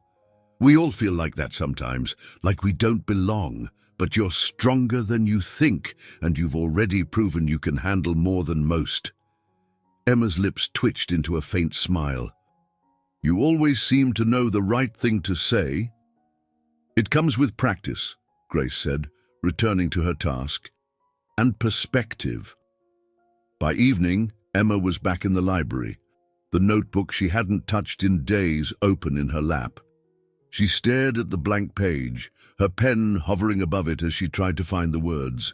The truth she'd shared with Alexander still felt raw, but for the first time, she felt lighter for having said it. "They say the truth sets you free," she wrote. "But what if it also ties you down? What if the weight of it keeps you from moving forward?" The sound of footsteps pulled her from her thoughts. Alexander entered, a folder in his hand. "I had a team look into Daniel E.," he said, sitting across from her. "It turns out he's been sniffing around my father too. He's looking for leverage on both of us." Emma's grip on the pen tightened. "So, what do we do?" "We stay ahead of him," Alexander said simply. "He's expecting us to react, to panic. We won't give him the satisfaction." Emma set her notebook aside, meeting his gaze. "And what about your father? If Daniel's working both sides, he might use this to manipulate him too." Alexander's jaw tightened. "That's a risk we'll have to manage, but one problem at a time." Emma nodded, the weight of their precarious situation settling over her again. Yet, for the first time, she felt a flicker of hope, not because their challenges had lessened, but because Alexander's determination gave her strength. As the city lights twinkled beyond the library's windows, Emma realized that for all the uncertainty ahead, she wasn't facing it alone, and for now, that was enough. The tension in the air was palpable as Emma and Alexander stood in the penthouse living room, their conversation interrupted by an unexpected knock at the door. Alexander's brow furrowed as he exchanged a wary glance with Emma before striding to answer it. The muffled voices that followed were indistinct, but when Alexander returned, his expression was grim. "It's Daniel," he said, his voice tight. "He's here." Emma's heart sank. She had spent the last 2 days trying to steady herself, to find her footing in the precarious world she'd agreed to navigate with Alexander. But the mere mention of Daniel made her feel as though that footing might crumble beneath her. "Why?" she asked, her voice barely above a whisper. "He says he has information to share," Alexander replied, his tone laced with irritation. "And I'd rather hear it directly than let him spin it somewhere else." Before Emma could respond, Daniel entered the room, his ever-present smirk firmly in place. He looked entirely too comfortable, as though he belonged here, and the sight of him filled her with unease. "Lovely place, Alex," Daniel said, his tone casual but barbed. "Very understated." "Get to the point," Alexander snapped, crossing his arms.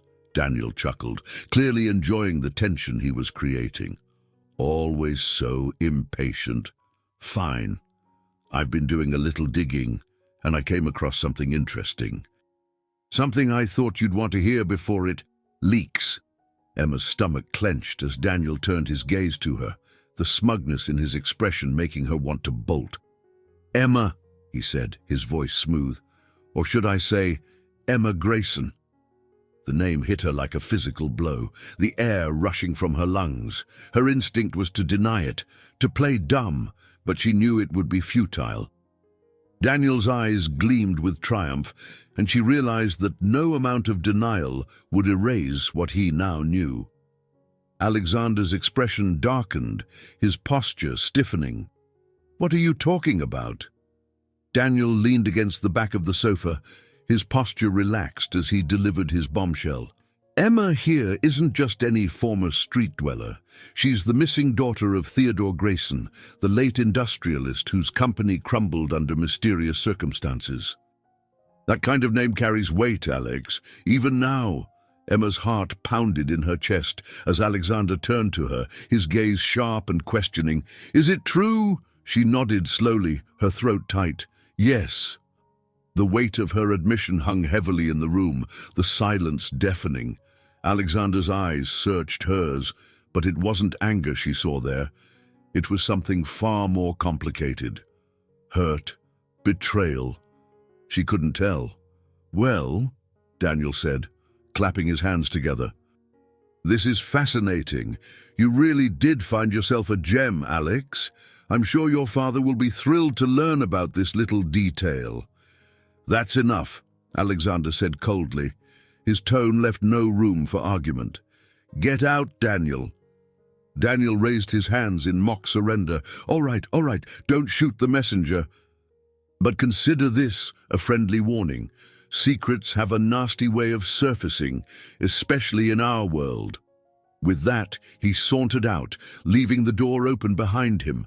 The sound of it clicking shut was like the echo of a detonated bomb. Alexander turned back to Emma, his jaw clenched. "Why didn't you tell me?" Emma's chest tightened, the vulnerability of her secret now fully exposed. I didn't think it mattered anymore. That life, my family, it's gone. I didn't want it to define me, but it does matter, Alexander said, his voice quieter now. Not because of who you were, but because people like Daniel will use it against us. Emma dropped her gaze, the shame she'd carried for years bubbling to the surface. I didn't think anyone would remember me after my father died. The debts, the accusations. I just wanted to disappear. Alexander exhaled, his tension softening slightly. You could have trusted me. I wanted to, Emma admitted, her voice breaking. But every time I've trusted someone, it's cost me everything. The rawness in her words seemed to reach him. He stepped closer, his hand brushing hers briefly before falling back to his side. I get it, he said softly, but you're not alone in this anymore. If we're going to get through this, we have to trust each other. Emma nodded, though the weight of her past still pressed heavily on her chest. I'll try. That's a start, Alexander said, a faint smile tugging at his lips. The moment was interrupted by the shrill ring of Alexander's phone. He pulled it from his pocket, his expression darkening as he read the screen. It's my father. Emma's breath caught. He knows, doesn't he? Alexander didn't answer immediately, his focus on the phone. Finally, he answered, his tone clipped. What is it? Emma could hear the faint, harsh voice of Richard Reed on the other end, though she couldn't make out the words. Alexander's expression hardened with each passing second. Understood, he said finally, before hanging up and turning to Emma. He wants to meet tonight. Emma swallowed hard, her pulse quickening. What do we do? We go, Alexander said, his voice steady but grim. If we don't face this head-on, he'll find a way to make it worse. Emma nodded, her resolve hardening. She had spent years running from her past, but now it had caught up to her. There was no escaping it, not anymore, and for the first time she realized she didn't want to run. Not this time. The black town car glided through the streets of Manhattan, its interior cloaked in a heavy silence. Emma sat stiffly, her hands folded tightly in her lap, while Alexander stared out the window, his jaw set in grim determination. The tension between them felt almost suffocating, but neither spoke. Words would be wasted now. The moment of truth was imminent. As they pulled up to the private dining club Richard Reed often used for his more discreet meetings, Emma's stomach churned. The grandeur of the place only heightened her unease. Its elegant facade was designed to intimidate, to remind anyone who entered that this was a space reserved for power. Ready? Alexander asked, his voice quiet but firm. No, Emma admitted, glancing at him. But I don't think that matters. Alexander gave her a faint, fleeting smile. Just follow my lead. We'll get through this. They stepped out of the car and were ushered into a private room by a waiting attendant. Inside, Richard sat at the head of an opulent table, his posture as rigid and commanding as ever. His piercing gaze landed on them as they entered, and though his expression was neutral, Emma felt the weight of his disapproval. Melissa Harrington sat to his left, her cool, calculated smirk making Emma's skin crawl. Alexander, Richard said, his voice smooth and authoritative. Emma, how kind of you to join us. We didn't think we had much of a choice, Alexander replied, his tone clipped. He pulled out a chair for Emma before sitting beside her, his body angled protectively toward her. Ah, straight to business then, Richard said, leaning back slightly. I suppose that's wise, given the circumstances. Emma fought to steady her breathing, her heart pounding as she prepared for the inevitable confrontation. You've made quite the impression, Emma, Richard continued, his sharp gaze shifting to her, though not all of it has been favorable. Alexander's eyes narrowed. If this is about Daniel Carter, Richard held up a hand, silencing his son. It's not just about Daniel. It's about the reputation of this family, about the decisions you've made, Alexander, and the consequences that follow. Emma clenched her fists under the table, her voice steady but low. Whatever you've heard, Mr. Reed, I can assure you— Oh, I've heard plenty, Richard interrupted, his tone icy, about your past, your family, the scandals that dragged your name through the mud. Tell me, do you honestly believe you belong here? Emma felt the blood drain from her face, but she refused to look away. I don't claim to belong, she said, her voice calm despite the storm raging inside her. But I didn't ask to be part of this either. Alexander brought me into it. Richard's lips twitched in a faint smile, as if amused by her defiance. And you accepted, didn't you? Quite convenient, considering your circumstances. That's enough, Alexander said sharply, his tone brooking no argument. You wanted to meet, so let's be clear. Emma is my wife, and she's not going anywhere. Whatever game you're playing, it ends now. Richard's expression hardened, the faint amusement vanishing. You think you can dictate terms to me, Alexander? Do you have any idea what's at stake? I know exactly what's at stake, Alexander shot back. But I'm done letting you control my life. The tension in the room was palpable, the unspoken battle between father and son unfolding like a chess match. Melissa, who had been silent until now, leaned forward, her voice cutting through the air like a blade. You're making a mistake, Alexander, she said, her gaze icy. Do you really think she can handle this world? Do you even know what she's capable of? Emma's chest tightened, but she refused to let Melissa's words shake her. I've handled more than you'll ever know, she said quietly, and I don't need your approval to prove it. Melissa's smirk faltered, but Richard's attention remained fixed on Alexander. You've tied yourself to someone who will only drag you down, he said, his tone dangerously calm. Is that what you want for your future, for this family? Alexander's jaw clenched, his voice cold. What I want is a life that's mine, not yours, and if you can't accept that, then I'll walk away from all of it. The room fell silent, Richard's gaze narrowing as he studied his son. For a moment, Emma thought he might lash out, but instead he leaned back in his chair, his expression unreadable. You're willing to risk everything for her, Richard said finally, his voice quieter, but no less commanding. Is that your final decision? It is, Alexander said without hesitation. Emma's breath caught at the certainty in his voice. She glanced at him, her chest tightening at the weight of what he was willing to give up. For her.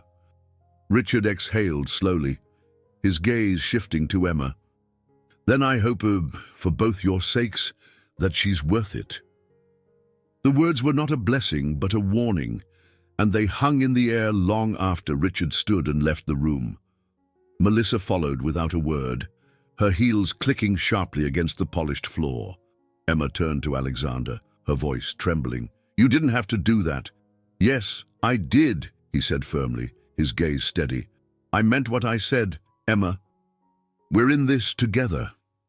For the first time, Emma felt the faintest flicker of hope, not just for herself, but for them. And as they left the club together, the storm that had loomed over her life for so long didn't feel quite so suffocating anymore. The ride back to the penthouse was steeped in silence, the tension between Emma and Alexander tangible. The confrontation with Richard lingered like a bitter aftertaste. Emma's thoughts churned, a whirlwind of guilt, gratitude, and unease. She glanced at Alexander, whose expression was a mask of stoic resolve, his jaw tight and his hands resting loosely on his knees. Finally, she broke the silence. You didn't have to stand up to him like that. It could cost you everything. Alexander's gaze remained fixed on the passing lights outside. I told you, Emma. This is my choice. I'm not going to let him dictate my life anymore. But she began, only for him to cut her off, his voice softer but no less firm. "No more but, Emma. I'm done pretending I care about his approval. If he thinks he can use you to control me, he's wrong." His words left her momentarily speechless. She wanted to argue, to tell him he didn't owe her anything. But there was something in his tone that silenced her protests. Instead, she turned her attention to the view outside, her fingers fidgeting with the hem of her coat. When they reached the penthouse, Alexander headed straight for the bar, pouring himself a generous glass of scotch. Emma hesitated in the doorway, unsure if she should follow or give him space. Finally, she stepped inside, her voice hesitant. "You're angry." He looked at her over the rim of his glass. "Not at you." Emma leaned against the counter, her arms crossed. "Then at who? Your father, Melissa, Daniel?" Alexander sighed, setting the glass down. "All of them. Myself, too, for letting it get this far." "You can't blame yourself for your father's manipulations," Emma said quietly. "He's been doing this for years. You said it yourself." "That doesn't make it any easier," he muttered, rubbing a hand over his face. "I should have seen this coming. I should have prepared for it." Emma hesitated before stepping closer, her voice soft but steady.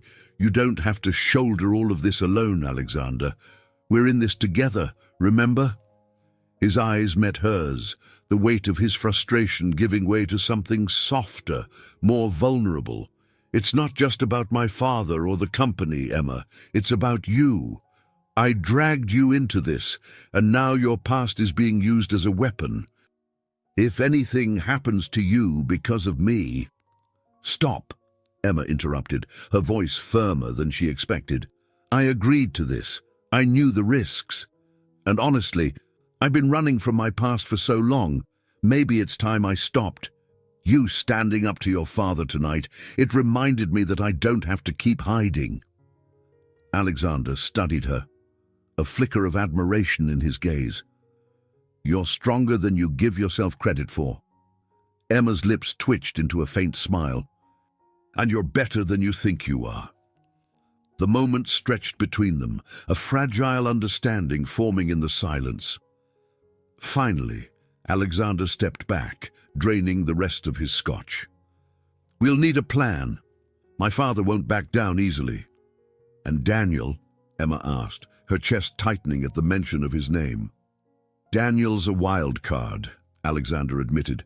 "He thrives on chaos, and he'll do anything to gain the upper hand, but he's also predictable in his greed." "We'll find a way to neutralize him," Emma nodded, though her stomach churned at the thought. She didn't trust Daniel or her ability to outmaneuver him. The following day, Alexander left early for a meeting, leaving Emma alone in the penthouse. She spent the morning trying to focus on anything but the turmoil swirling in her mind. Eventually, she found herself in the library, her old notebook open in her lap. The blank page stared back at her, waiting. "Truth feels heavier than lies," she wrote, "but maybe that weight is what keeps us grounded." She paused, the pen hovering above the paper, when a knock at the door startled her. Grace appeared moments later, her expression cautious. "There's someone here to see you," Grace said. Emma frowned, her heart sinking. "Who?" "Daniel Carter." Emma's chest tightened, her pulse quickening. "What does he want now?" "He wouldn't say," Grace replied, her voice laced with concern. "Do you want me to send him away?" Emma hesitated, her mind racing.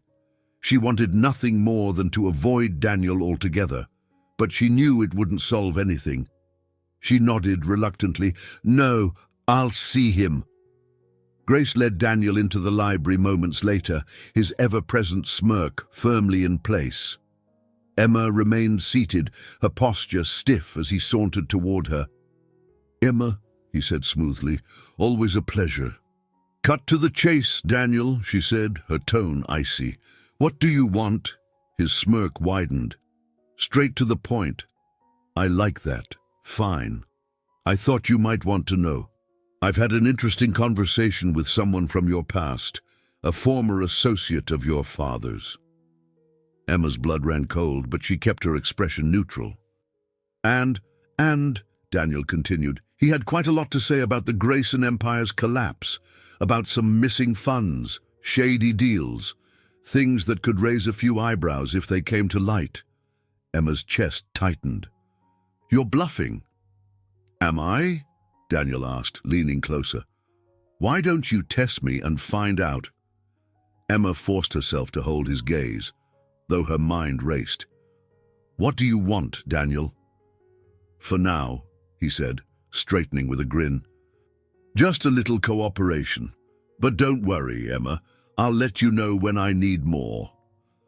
Without another word, he turned and left, leaving Emma frozen in place, her hands trembling. The storm she thought she was prepared for had just grown darker, and she wasn't sure if she could weather it. The library felt colder after Daniel left, though the temperature hadn't changed. Emma sat motionless in the chair, her mind racing as she replayed his words. He had spoken with someone connected to her father, a name she had buried with the rest of her past, missing funds, shady deals. If there was truth to his claims, it could not only destroy her fragile footing in Alexander's world, but also tarnish the memory of her father, a man she had fought to defend even in his absence. A knock on the doorframe startled her, and she looked up to see Grace standing there, her face etched with concern. Are you all right? Emma forced a nod, though her voice betrayed her. I'm fine. Grace stepped into the room, closing the door softly behind her. I've seen that look before. Whatever Daniel said, don't let it rattle you. He's a snake. Emma gave her a weak smile. He's more than a snake. He's a hurricane, and I'm standing in his path. Grace hesitated before pulling up a chair and sitting across from her. You don't have to face him alone, you know. Alexander already has enough to deal with, Emma interrupted, her tone sharper than intended. She softened immediately, her eyes apologetic. I just don't want to add to his problems. Grace reached over, placing a gentle hand on Emma's. Emma, if there's one thing I've learned working for this family, it's that problems don't go away when you ignore them. They grow. And the only way to deal with someone like Daniel is to confront him head-on. Emma nodded, though her heart remained heavy. I just don't know where to start. Grace smiled faintly, her voice calm and steady. Start with what you know, and remember, the truth has a way of rising above the lies. When Alexander returned that evening, he found Emma seated at the kitchen counter, a cup of tea in her hands. The sight of her, lost in thought, pulled at something in him. He set his briefcase down and approached quietly. You're still thinking about Daniel, he said, more statement than question. Emma glanced up, the weight of her thoughts clear in her expression. I can't stop. He's digging into my past, and now he's claiming there's more to my father's downfall than I ever knew. Alexander leaned against the counter, crossing his arms. Do you believe him? I don't know, Emma admitted. My father wasn't perfect, but he wasn't corrupt. He always told me his business failed because he trusted the wrong people. But if Daniel's right... She trailed off, her throat tightening. If Daniel's right, Alexander said carefully, then we'll find out together. Whatever he's holding over you, we'll expose the truth. Emma looked at him, her voice barely a whisper. What if the truth isn't what I want it to be? Alexander's gaze softened, and he moved closer, his hand brushing hers lightly. Then we'll deal with it, together. She searched his eyes, and for the first time in what felt like forever, the crushing weight of her fear eased slightly. Thank you, she said quietly. Alexander nodded, his expression resolute. We'll start tomorrow.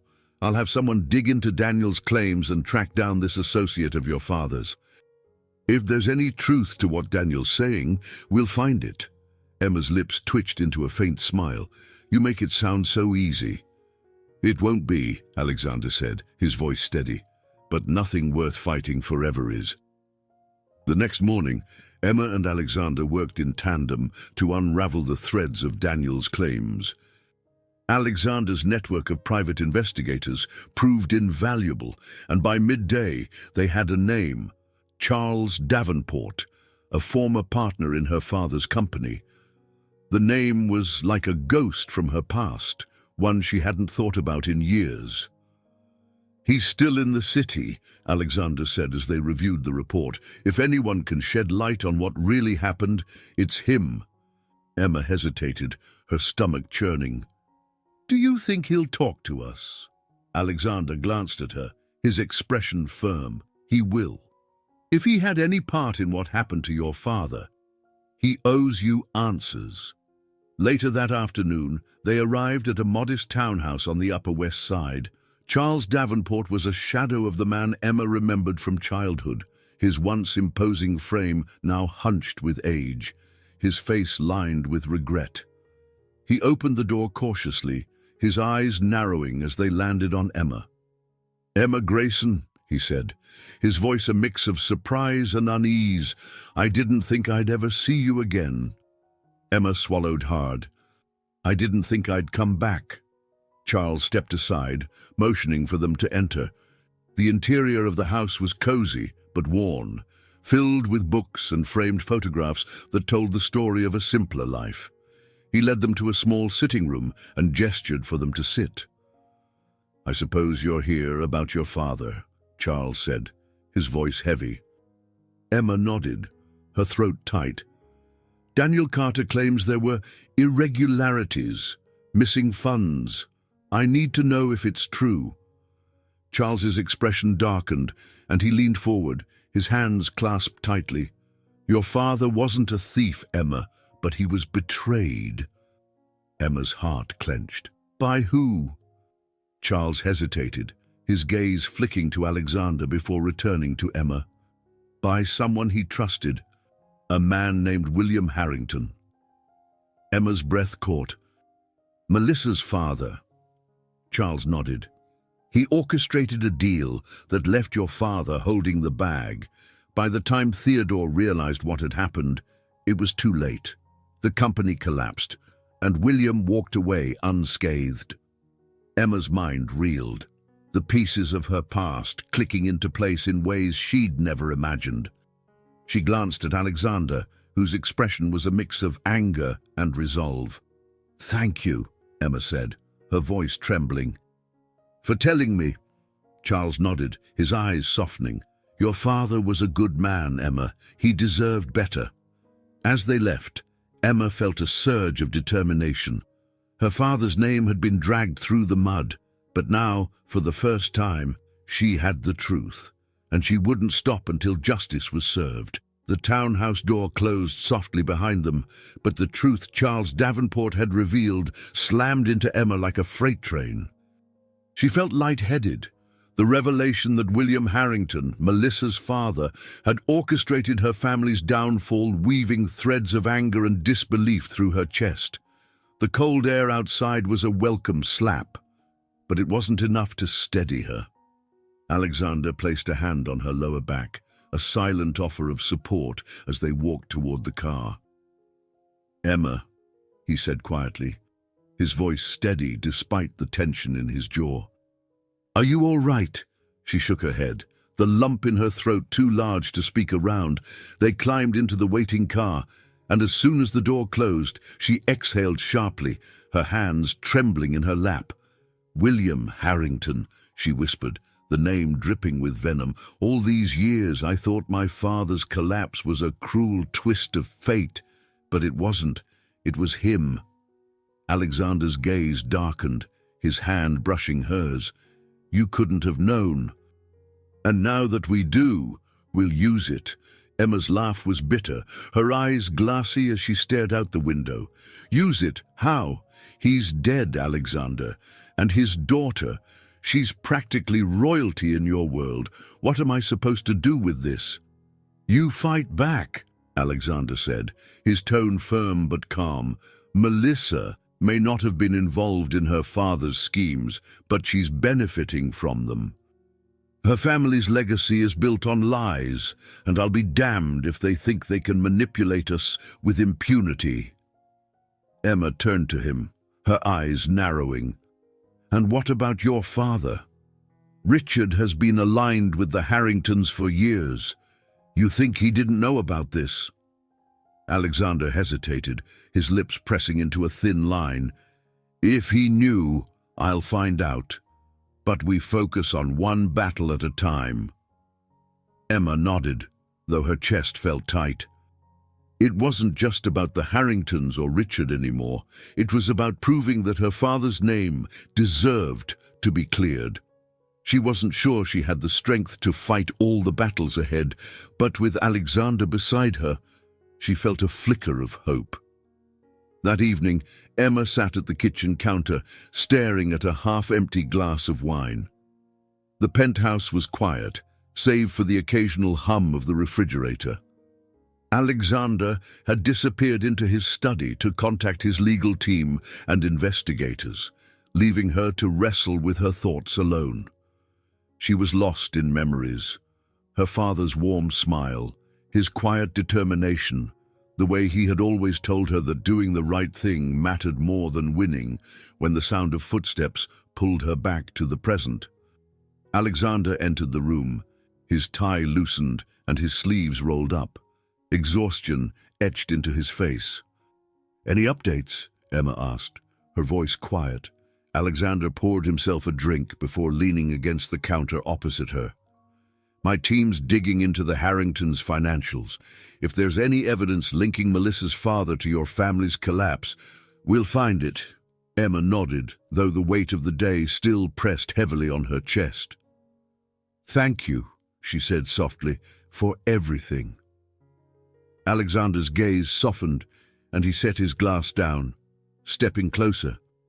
"Emma, you don't have to thank me. This isn't just about your father or your past. It's about us. If we don't stand together, Richard, Melissa, and people like Daniel will tear us apart." His words warmed something deep inside her, though she hesitated to let it show. "You've already risked so much for me, Alexander. What if this fight costs you more than you're prepared to give?" "Then it costs me," he said simply. "I've spent my whole life doing what my father wanted, following the rules of his world. For once, I'm doing what I believe is right." Emma's lips twitched into a faint smile. "You sound like my father. He always said doing the right thing wasn't easy, but it was worth it." Alexander smiled back, a rare warmth lighting his features. Then he was a wise man. They stood there in the quiet for a moment, the weight of their shared purpose binding them together in ways Emma hadn't expected. Finally, Alexander straightened, his tone turning practical. "We'll need to confront Melissa soon. If she's aware of what her father did, or if she's benefiting from it, she's not going to go down without a fight." Emma nodded, her resolve hardening. "I'm ready." The next day, Alexander arranged a meeting with Melissa under the guise of discussing a charity initiative. They chose a neutral location, a private room at an upscale restaurant downtown. Emma dressed carefully, choosing a tailored navy dress that exuded confidence without feeling pretentious. Alexander, ever composed, looked sharp in a charcoal suit that emphasized his commanding presence. When Melissa arrived, her cool, calculating demeanor was firmly in place. She greeted Alexander with a faint smile and Emma with barely a glance. "To what do I owe the pleasure?" Melissa asked as she settled into her chair, her tone dripping with politeness. Alexander leaned forward, his expression unreadable. "We've uncovered some troubling information, Melissa. About your father and his involvement in the collapse of Theodore Grayson's company." Melissa's smile didn't falter, but Emma saw a flicker of tension in her eyes. "I'm not sure what you're implying." "I think you know exactly what I'm implying," Alexander said, his voice steady. Your father orchestrated a scheme that destroyed a man's life, and now you're reaping the benefits." Melissa's gaze flicked to Emma, her smirk sharpening. "I see. This is about you. Digging up ancient history to settle old scores." Emma's voice was steady, though her chest burned with anger. "This isn't ancient history to me, Melissa. It's my family's legacy." Melissa tilted her head, her expression almost pitying. "And what do you hope to achieve, Emma? My father's gone, and his name is untouchable. You think anyone will care about your sob story?" Alexander's voice cut through the tension like a blade. "We'll make them care." Melissa's smirk faltered, and for the first time she looked uncertain. The battle lines were drawn, and Emma knew this was only the beginning. But for the first time in years, she felt like she was on the verge of reclaiming what was hers, and she wouldn't back down. The tension in the room crackled like a live wire, stretching taut between the three occupants. Melissa sat back in her chair, her manicured fingers lightly tapping against the polished wooden armrest. Her cool exterior betrayed no panic, but Emma could see the faintest flicker of unease in her eyes. Alexander, seated beside Emma, radiated a calm determination that made Melissa's confidence feel brittle in comparison. "Careful, Alex," Melissa said finally, her voice laced with mockery. "Accusing the dead of crimes without proof is a dangerous game." Alexander didn't flinch. "We have more than you think, Melissa. Charles Davenport gave us everything we need. Bank records, contracts. Your father left a trail, and it leads directly to the destruction of Theodore Grayson's company." Melissa's smirk wavered, but she quickly recovered, leaning forward with a practiced air of condescension. "And what exactly do you plan to do with this so-called evidence?" "Drag my family's name through the mud. Make yourself an enemy of the Harrington legacy." Emma, her heart pounding but her voice steady, interjected, "This isn't about legacy, Melissa. It's about justice. My father didn't deserve to be ruined, and I won't let his name carry the weight of something your father did." Melissa's gaze shifted to Emma, sharp as a blade. "You think justice matters in this world? Let me give you some advice, Emma. Power matters. Influence matters. The story people believe is the one I tell them." Emma met her gaze without flinching, her hands clenched tightly in her lap. "You're right. Power matters. But so does truth. And this time, the truth is on my side." Melissa's expression froze for a moment, and Emma saw a flicker of uncertainty cross her features. But it was gone as quickly as it came, replaced by an icy smile. "You're out of your depth, darling." Alexander leaned forward, his voice cold and unyielding. "Emma isn't alone. If you think you can brush this under the rug, think again. The Harrington name isn't untouchable. Not anymore." For the first time, Melissa hesitated, her mask slipping slightly. "What do you want?" she asked, her voice quieter now, edged with something close to resignation. Emma exchanged a glance with Alexander before speaking. "Acknowledgement. Accountability. Your family profited from my father's destruction. I want that story told." Melissa's laugh was brittle. "And what would that accomplish, Emma? The world moves on. No one cares about your father anymore." "I care," Emma said firmly, "and I think a lot of people will care once they know the truth." The silence that followed was thick with tension. Melissa's eyes darted between Emma and Alexander, calculating her next move. Finally, she exhaled sharply, her composure faltering. "You're determined to make this difficult for me, aren't you?" Melissa said, her voice laced with bitterness. Alexander's expression didn't waver. "Only as difficult as it needs to be." Melissa stood abruptly, smoothing her dress as though regaining control. "This isn't over," she said, her tone icy. "You think you've won something here, but you're playing with fire." She turned on her heel and left the room without another word, her departure as cold as her threats. The door closed behind her, leaving Emma and Alexander alone in the charged silence. Emma slumped back in her chair, the adrenaline that had carried her through the confrontation draining from her body. "Do you think she'll retaliate?" "She will," Alexander said without hesitation, his voice steady but serious. "But she's shaken." "That's a good start." Emma sighed, her fingers brushing the edge of the table. It felt like she had the upper hand the entire time. "I'm not sure we accomplished anything." "We accomplished more than you think," Alexander said, leaning closer. "She's used to controlling the narrative, but now she's on the defensive. She knows we're serious, and that's not a position she's comfortable in." Emma nodded, though doubt lingered in her mind. What if she's right? What if no one cares about the truth? Alexander's gaze softened, and he reached across the table, placing a hand over hers. "Then we make them care. This isn't just about your father or the Harringtons. It's about proving that their power isn't absolute." Emma's chest tightened at the warmth in his voice, the weight of his support grounding her. For so long, she had felt like she was fighting an invisible battle alone. But now, with Alexander by her side, the fight didn't seem so impossible. "Thank you," she said quietly, her voice barely above a whisper. Alexander gave her a faint smile, his thumb brushing over her knuckles. "You don't have to thank me, Emma. We're in this together." The following morning, the fallout from their confrontation with Melissa began to ripple outward.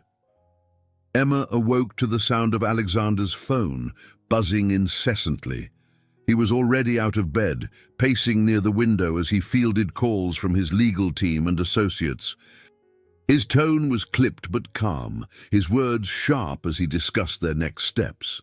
Emma joined him, clutching a mug of coffee as she listened to fragments of the conversation.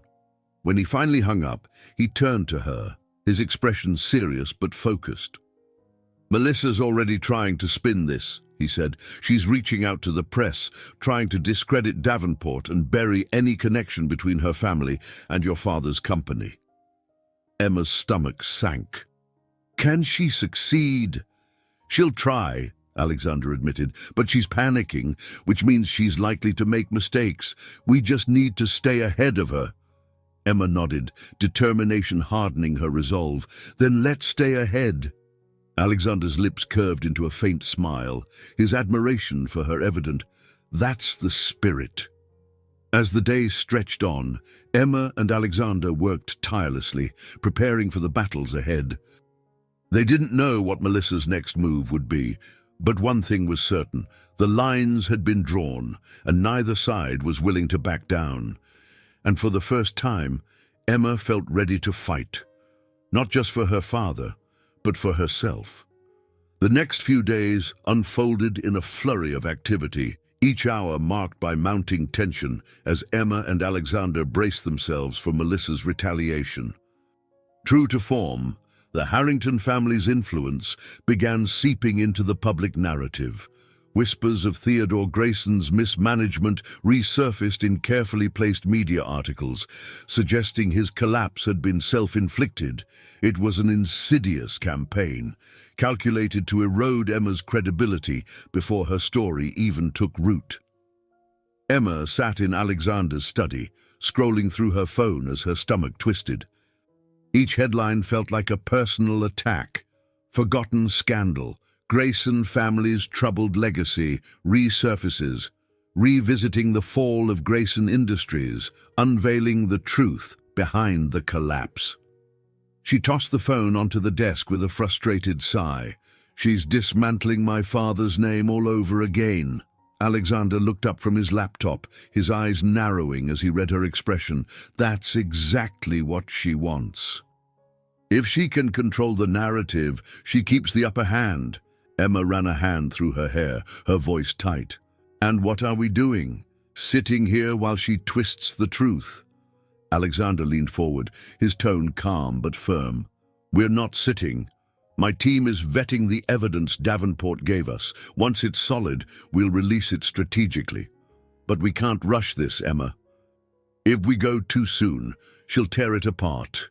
Emma clenched her fists, frustration simmering beneath her skin. I hate this. I hate feeling powerless. You're not powerless, Alexander said, his voice softening. This is your story, Emma. When the time comes, you'll be the one to tell it. And when you do, it'll be stronger than anything she can fabricate. His words settled over her like a balm, easing the sharp edges of her frustration. She met his gaze, her shoulders relaxing slightly. I just don't want her to win, not again. She won't, Alexander said with quiet certainty. Not while I'm standing with you. By the following morning, Emma's resolve had hardened. She sat with Alexander in the penthouse living room, their legal and PR teams gathered around them. A sprawling web of papers, timelines, and talking points covered the coffee table, each piece meticulously crafted to counter Melissa's attacks. We have enough to show financial ties between William Harrington and the fraudulent accounts that led to Grayson Industries' collapse, one of the investigators said, pointing to a series of highlighted documents. It's not just circumstantial. This is solid evidence. Emma leaned forward, her voice steady despite the nerves tightening her chest. And if we release this, will it be enough to hold up against Melissa's influence? The team exchanged glances before Alexander's lead lawyer spoke. It'll be enough to shift public perception, but we need to be strategic. Melissa has resources and connections. If we don't control the release, she'll spin it before it lands. Emma nodded, her mind already racing. Then we control it. We make sure the first move is ours. Alexander's lips curved into a faint smile. Exactly. They spent the rest of the day crafting a comprehensive plan, a carefully timed release to a trusted journalist, a detailed exposé backed by irrefutable evidence, and a statement from Emma herself. Every detail was scrutinized, every potential counter-move anticipated. By nightfall, the plan was in motion. Emma sat in the quiet of her bedroom, staring out at the city lights as her heart pounded. The thought of stepping into the spotlight, of telling her father's story to a world that might not believe her, was daunting, but it was also necessary. A knock at the door pulled her from her thoughts. Alexander stepped inside, his expression softer than it had been all day. You should get some rest, he said, crossing the room to stand beside her. Tomorrow's going to be big. Emma gave him a small smile, though her nerves betrayed her. Resting is hard when you know the world's about to scrutinize your entire life. Alexander leaned against the window frame, his hands in his pockets. They're not just scrutinizing you, they're scrutinizing us, and we're ready. The warmth in his voice steadied her, and for a moment, the weight of her fears lifted. Thank you, she said softly. For standing by me through all of this. You don't need to thank me, he replied. I told you, Emma, we're in this together. She met his gaze, and for a fleeting moment, the chaos of the world outside faded into the background. In that silence, she realized how much his presence had come to mean to her, not just as an ally, but as someone who truly believed in her. The next morning, the exposé was published. It hit the media like a tidal wave, its headline bold and unflinching. The hidden truth behind Grayson Industries' collapse, how the Harrington empire profited from betrayal. The article laid out the evidence meticulously, weaving a compelling narrative of deception and greed. Emma's statement at the end was raw and heartfelt, a tribute to her father's integrity and a call for accountability. Within hours, the story was trending, sparking debates on news panels and social media alike. As Emma watched the coverage unfold, a mix of relief and trepidation filled her. Do you think it's enough? She asked Alexander, who stood beside her, his eyes glued to the television. It's more than enough, he said, his voice steady. This is the kind of story that doesn't go away, no matter how hard Melissa tries to bury it. Emma nodded, her shoulders relaxing slightly. For the first time in years, it felt like the truth was finally within her grasp. But she knew the battle wasn't over, not yet. And as she turned back to the screen, her resolve only deepened. She wasn't just fighting for her father anymore. She was fighting for herself, for her future, and for the justice she knew he deserved. And no matter what Melissa threw at her, Emma was ready. The fallout from the expose was swift and chaotic. Phones rang incessantly in the penthouse as Alexandra's legal and PR teams scrambled to manage the media storm.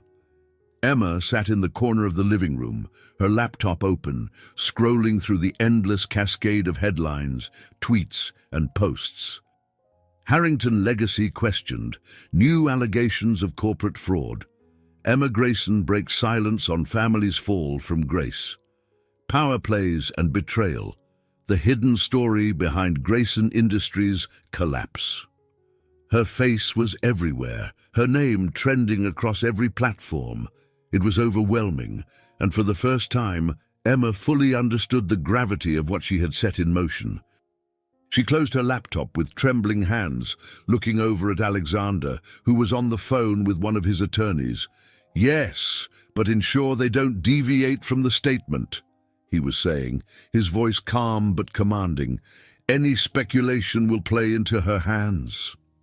When he hung up, he turned to Emma, his expression softening. "How are you holding up?" Emma exhaled, running a hand through her hair. "I don't know. I thought I'd feel relieved, but it's a lot." Alexander sat beside her, his presence steadying. "That's normal. You've been carrying this weight for years, and now it's out there. It'll take time to adjust." Emma nodded, though her nerves remained frayed. "Do you think she'll respond?" "She will," Alexander said without hesitation. "Melissa doesn't take hits like this lying down." As if on cue, Alexander's phone buzzed. He glanced at the screen, his jaw tightening. "Speak of the devil!" Emma leaned forward, her stomach twisting. "It's her!" Alexander nodded and answered, his tone measured. "Melissa." Emma couldn't hear what was said on the other end, but Alexander's expression darkened as the conversation unfolded. "You brought this on yourself," he said, his voice firm. "If you want to talk, we can do it publicly. Otherwise, I suggest you focus on damage control." He ended the call, setting his phone down with a sigh. "She's livid." "What did she say?" Emma asked, her voice quieter now. "She claims the article is defamatory and that she'll pursue legal action if we don't retract it," Alexander said, leaning back. "It's an empty threat. The evidence we released is airtight." Emma frowned, her hands knotting together in her lap. "She's not just going to give up, is she?" "No," Alexander admitted. "But that doesn't mean she'll win." By the next morning, Melissa had indeed launched her counterstrike. Her legal team issued statements denouncing the expose as a smear campaign orchestrated by Emma and Alexander to discredit her family. Interviews with loyal Harrington allies flooded the airwaves, painting Emma as a bitter opportunist, seeking to revive a forgotten scandal for personal gain. Emma watched the news coverage in the penthouse kitchen, her chest tightening with every word. "They're making me out to be a villain," she muttered, her frustration spilling over. Alexander stood at the counter pouring coffee. "That's exactly what I expected. It's the only move she has left, discredit you to save herself." "But what if people believe her?" Emma asked, her voice trembling. "What if everything I've done is for nothing?" Alexander set the coffee pot down, his gaze steady as he met hers. "They won't. The truth is out there, Emma, and it's backed by evidence. People will see through her lies." Emma nodded, though doubt lingered in her mind. She wanted to believe him, but the sheer power of Melissa's influence felt insurmountable. Later that day, Emma received an unexpected email. It was from a journalist who had worked closely with Melissa in the past, someone who had benefited from the Harrington family's connections. The message was short and cryptic. "I have information that could help you," Meet me at the Parkview Cafe at 3 p.m. Come alone." Emma stared at the screen, her heart racing. The offer was tempting, but it felt dangerous. A trap, perhaps. She hesitated before forwarding the email to Alexander, adding a brief note. "What do you think?" He replied almost immediately. "It could be genuine, but it's risky. I'll go with you, but I'll keep my distance." At 3 p.m., Emma walked into the Parkview Cafe, her nerves fraying with each step. The space was warm and bustling, the clatter of dishes and hum of conversation providing a sharp contrast to her tension. She scanned the room and spotted a man sitting at a corner table, his features partially obscured by a baseball cap. As she approached, he looked up, his expression cautious. "Emma Grayson?" She nodded, sliding into the seat across from him. "You said you had information." He glanced around the room before leaning closer. "Melissa Harrington isn't as untouchable as she wants people to think. I worked for her PR team for years. I helped bury things, scandals, shady deals. But there's one thing I couldn't shake, her father's offshore accounts." Emma's breath caught. "Offshore accounts." He nodded. "The same ones that siphoned money out of Grayson Industries. She knows about them. She's been using the leftovers to fund her projects. If you can tie those accounts to your father's collapse, it's over for her." Emma's mind raced, the enormity of the revelation settling over her. "Do you have proof?" He slid a USB drive across the table. "It's all there, but be careful. Melissa doesn't play fair." Emma took the drive, her fingers trembling. "Why are you doing this?" "Because people like her don't deserve to win," he said simply, "and because it's time someone stood up to her." As Emma left the cafe, Alexander followed at a discreet distance, his expression tense. When they reached the car, he turned to her, his eyes narrowing as he spotted the drive in her hand. "Did he give you something?" he asked. Emma nodded, holding it up. "Evidence. If it's real, it could be the final blow." Alexander's lips curved into a faint smile. "Then let's make sure it is." As they drove back to the penthouse, Emma felt a spark of hope reignite in her chest. The fight wasn't over, but for the first time, victory felt within reach. The penthouse was eerily quiet as Emma and Alexander sat in the study, the USB drive resting ominously on the desk between them. Alexander's tech specialist, a sharp-eyed woman named Claire, worked swiftly at the computer, pulling files from the drive while her fingers flew across the keyboard. "This is gold," Claire said, her voice laced with awe. "Bank statements, wire transfers, and even internal correspondence. It's all here. Offshore accounts linked directly to William Harrington's shell companies. And look at this." She clicked a few keys, bringing up an email exchange between Melissa and her father. She knew everything. Emma leaned forward, her heart pounding as she scanned the emails. The correspondence detailed Melissa's involvement in managing the accounts after her father's death, siphoning money for personal ventures while maintaining the Harrington family's facade of success. "She's been living off stolen money," Emma said, her voice trembling. "Money that should have been my father's, my family's." Alexander placed a hand on her shoulder, his touch grounding. "This changes everything." Claire nodded. "It's not just a smoking gun, it's a flamethrower. If this goes public, it'll obliterate her credibility." Emma's stomach churned. The weight of the evidence was staggering, but so were the stakes.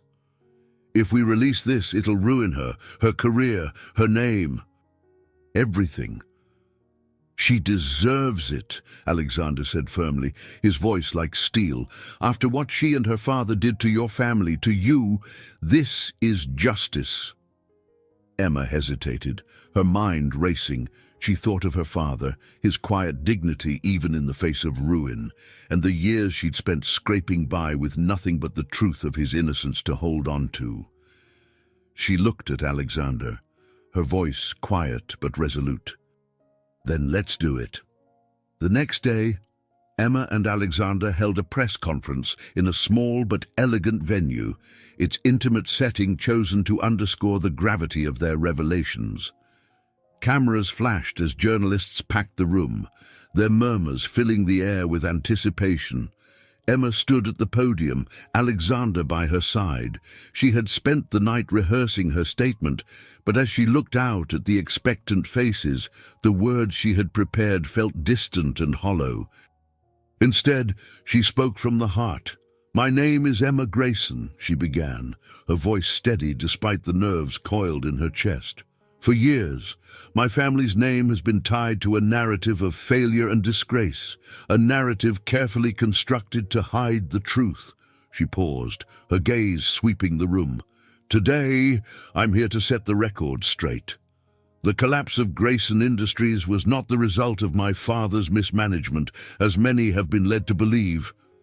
It was the deliberate work of William Harrington, aided by financial manipulation and deceit." The murmurs in the crowd grew louder, but Emma pressed on. "Evidence uncovered by my team reveals that Melissa Harrington, his daughter, not only knew of these actions, but has been benefiting from the stolen funds ever since." She gestured to Alexander, who stepped forward and handed a file to the nearest journalist. "This contains proof, bank statements, wire transfers, and email correspondence, detailing the offshore accounts used to siphon money from Grayson Industries." The room erupted into chaos, journalists shouting questions as Emma stepped back from the podium. Alexander placed a reassuring hand on her back, guiding her toward the exit. "You did it," he said quietly as they slipped into a private corridor. "You told your story, and they listened." Emma nodded, her heart racing. "Now we just have to wait and see what they do with it." The fallout was immediate and far-reaching. News outlets exploded with the story, dissecting every piece of evidence and uncovering years of corruption hidden behind the Harrington family's polished image. Melissa's attempts to discredit Emma crumbled under the weight of the undeniable truth. Emma sat on the couch in the penthouse, scrolling through her phone as headline after headline chronicled the scandal. Harrington heiress exposed, financial crimes, rock prominent family. Grayson legacy vindicated as evidence reveals, years of fraud. Emma Grayson speaks out, the fight for justice after decades of deceit. She set the phone down, her chest tightening with a mix of relief and exhaustion. It was over. The truth was finally out, and her father's name had been cleared. Alexander entered the room, a small smile playing on his lips. "It's everywhere," he said, sitting beside her. "Every network, every platform. The Harringtons are finished." Emma exhaled, the weight she'd carried for so long beginning to lift. "I didn't think it would feel like this." "Like what?" Alexander asked gently. "Like I can breathe again," she said, her voice thick with emotion. Alexander placed a hand over hers, his touch warm and steady. "You earned this, Emma. You fought for it." Emma looked at him, her eyes shining. "I couldn't have done it without you." He smiled, his voice soft. "I told you, we're in this together." For the first time in years, Emma felt a sense of peace settle over her. The fight had been long and brutal, but she had emerged stronger, more certain of herself than ever before. She had reclaimed her father's name and her own, proving that even against the odds, the truth could prevail.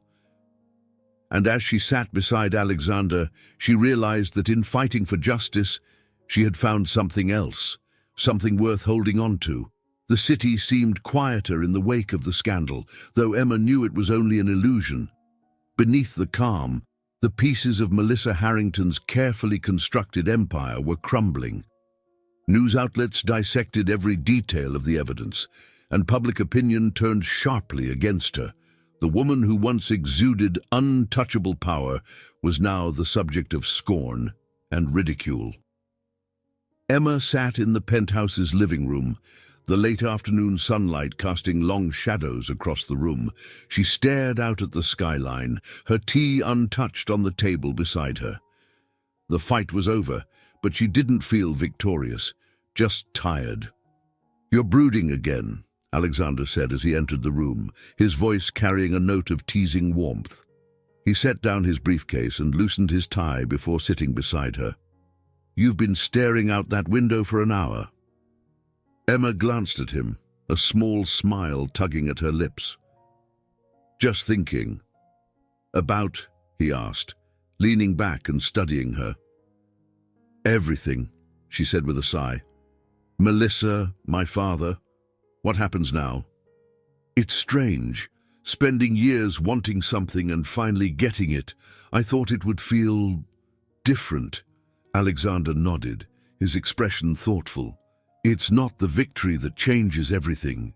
It's what you do afterward." Emma tilted her head, meeting his gaze. "And what do I do afterward? How do I move on from this?" He reached for her hand, his grip firm but gentle. "You start living for yourself, Emma. No more running, no more fighting ghosts. You decide what your life looks like."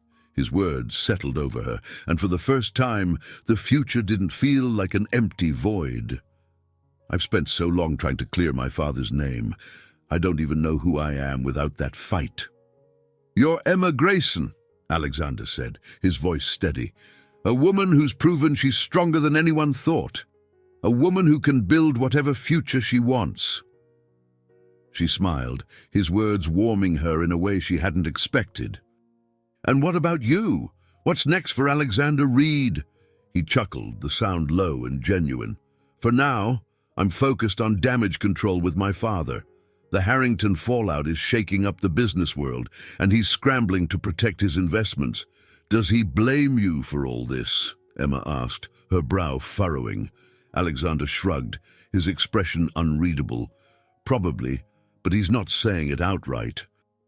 "I think he knows I'd walk away if he pushed too hard." Emma studied him, a hint of admiration in her gaze. "You've changed, you know. When we first met, I didn't think you'd stand up to him like this." "I didn't think I could," Alexander admitted.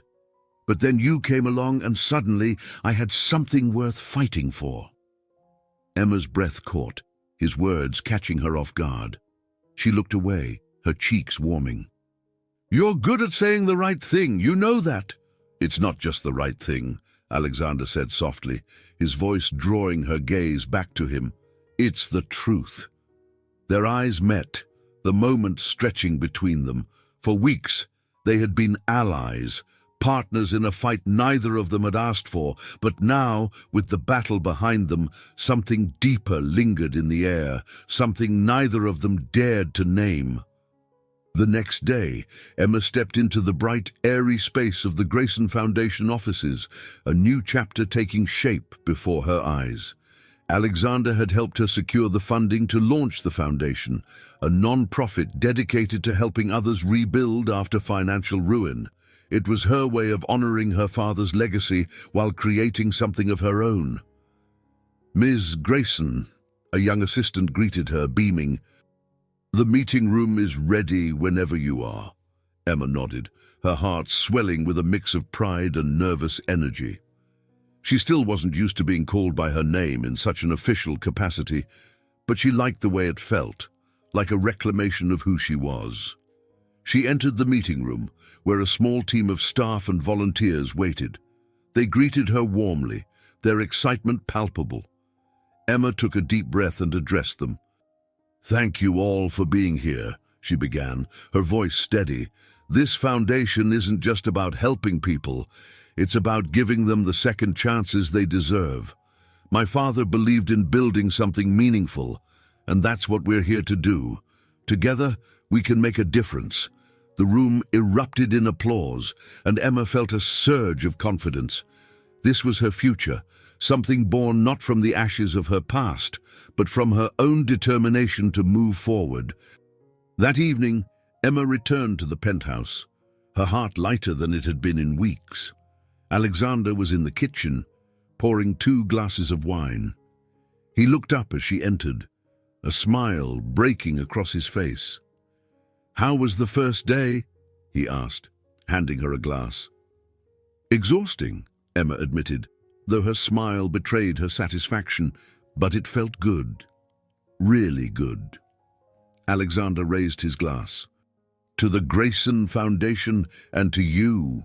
They clinked glasses, the sound ringing softly in the quiet room. Emma sipped her wine, the warmth spreading through her chest as she leaned against the counter. "I couldn't have done this without you," she said, her voice sincere. "You've been there for me every step of the way." Alexander shook his head. "You would have done it anyway." "I just made sure you didn't have to do it alone." Emma met his gaze, her heart swelling with something she hadn't let herself feel in years. Hope. For the first time, she wasn't defined by her past, by loss or struggle. She was Emma Grayson, and her future was hers to shape. And as Alexander reached for her hand, the promise of that future felt brighter than ever. The morning light spilled into the penthouse, soft and golden, as Emma stood on the balcony, her eyes fixed on the city that had tested her resolve time and time again. She held a steaming mug of coffee in her hands, its warmth grounding her against the chill in the air. Below, the city thrummed with life, cars honking, people rushing, the ever-present hum of ambition and survival. Behind her, Alexander emerged from the penthouse, dressed casually for once, his usual air of polished control replaced with a rare ease. He carried his own mug of coffee and leaned on the railing beside her. "Taking in the view?" he asked, his voice soft. Emma smiled faintly, her gaze still on the horizon. "Something like that. It feels different now, looking at it, like it's not just a battlefield anymore." Alexander sipped his coffee, his eyes tracing the skyline. "That's because it's not.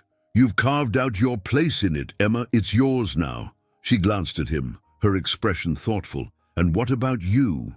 Where's your place in all this?" He turned to her, his lips curving into a faint smile. "Wherever I want it to be," Emma chuckled softly, shaking her head. "That's a politician's answer." "No," Alexander said, his tone gentle but serious. "It's the truth. For the first time in my life, I'm not following someone else's script. I'm making my own choices." Emma's heart tightened at his words, the honesty in his voice stirring something deep within her. "And are you happy with the choices you've made?" Alexander's gaze held hers, unflinching. "I am." The weight of his words lingered in the air between them, the unspoken truths they had danced around for weeks, finally pressing against the edges of their carefully constructed walls. Emma looked away first, her cheeks warming as she focused on the city below. "I never thanked you," she said quietly, "for standing by me, for helping me fight for my father's name. I don't think I could have done it without you." Alexander's voice softened. "You've already thanked me, Emma, but if it means that much to you, you're welcome." She turned to him again, her expression conflicted. I don't want you to feel like you've sacrificed too much for me. Your father, your business, all of it." Alexander reached out, gently placing his hand over hers where it rested on the railing. "I didn't sacrifice anything I wasn't ready to lose. What I gained was far more important." Emma's breath caught at the sincerity in his eyes, the way his words wrapped around her like a promise. For a moment, the world seemed to shrink to just the two of them, the distance between them narrowing in ways that felt both terrifying and inevitable. That afternoon, Emma threw herself into her work at the Grayson Foundation. The offices were bustling with energy, the team already working on outreach initiatives and planning their first round of grant distributions. She moved between desks, offering guidance and encouragement, the sense of purpose filling her with a satisfaction she hadn't felt in years. By mid-afternoon, Alexander surprised her by stopping by the office. His presence turned heads, his commanding aura drawing attention even in the midst of the Foundation's activity. Emma met him in the small meeting room they designated as her temporary office. "You're becoming quite the celebrity around here," she teased as he stepped inside. Alexander smirked, leaning casually against the desk. "I wanted to see how things were going, and I figured you might need a break." Emma raised an eyebrow, crossing her arms. "A break? You don't strike me as the take-a-break kind of person. Maybe I'm turning over a new leaf," he said with a shrug, though his tone held a playful edge. "Besides, I thought you might want to grab a late lunch." Emma hesitated, glancing at the stack of paperwork on her desk. "I don't know, there's so much to do." "Emma," Alexander interrupted, his voice softer now, "you've earned it. The work will still be here when we get back." She studied him for a moment before relenting, a small smile breaking across her face. "All right, let me grab my coat." They found a quiet corner table at a cozy restaurant a few blocks from the Foundation's office. The conversation was light and, for once, free from the weight of their shared battles. They talked about their favorite childhood memories, places they wanted to visit, and even debated the merits of different classic movies. Emma found herself laughing more than she had in years. The ease between them, a welcome reprieve from the tension that had defined so much of their time together. Alexander, too, seemed more relaxed, his usual air of precision softened by the warmth of the moment. As the meal wound down, Emma set her fork down and looked at him, her expression turning serious. "Alexander, can I ask you something?" "Of course," he said, leaning forward slightly. "Why did you stay?" she asked, her voice quiet. "Through everything, my past, my fears, the fight with Melissa, why didn't you walk away?" Alexander's gaze met hers, steady and unwavering. "Because I saw something in you, Emma. Strength, resilience, a determination to do what's right, even when it's hard.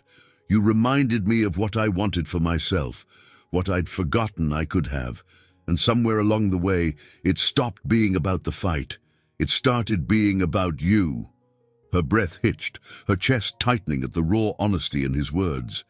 She didn't know what to say, how to respond to the depth of what he'd just shared. But as she looked at him, her heart pounding in her chest, she realized she didn't need words. Instead, she reached across the table, her hand finding his. The touch was simple, but it carried everything she couldn't say: gratitude, affection, and the stirrings of something she hadn't let herself believe in for years. And as Alexander's fingers closed gently around hers, Emma felt a quiet certainty settle over her. Whatever came next, they would face it together. The week unfolded with a sense of calm that Emma hadn't known in years. The chaos of the past months had settled, leaving her with a sense of clarity and purpose she had thought impossible. The Grayson Foundation was thriving, its mission resonating with those who needed it most. The outpouring of support had been overwhelming, with donations and partnerships pouring in, a testament to her father's legacy and the truth she had fought so hard to reveal. Emma spent her days immersed in the Foundation's work, meeting with staff, visiting community projects, and planning the next phase of their outreach. But in the quieter moments, on her walks home, or as she prepared for bed, her thoughts often drifted to Alexander. Their bond had deepened in ways she hadn't expected. The ease of their partnership in the fight against Melissa had transformed into something unspoken, but undeniably real. She found herself seeking his advice, his presence, his perspective, and more than once she had caught herself wondering if this connection between them was something more than she dared to name. One evening, Alexander invited her to dinner at a rooftop restaurant overlooking the city.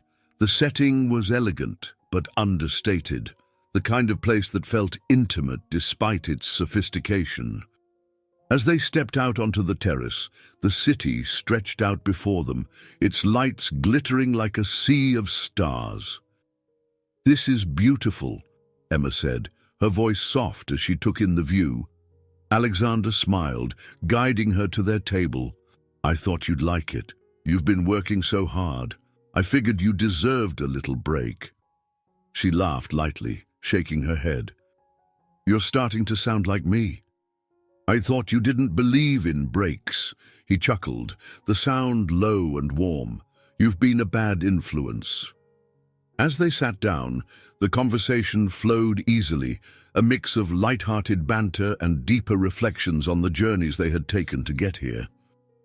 Emma found herself relaxing in his presence, the weight of the world slipping away as she laughed at one of his rare but perfectly timed jokes.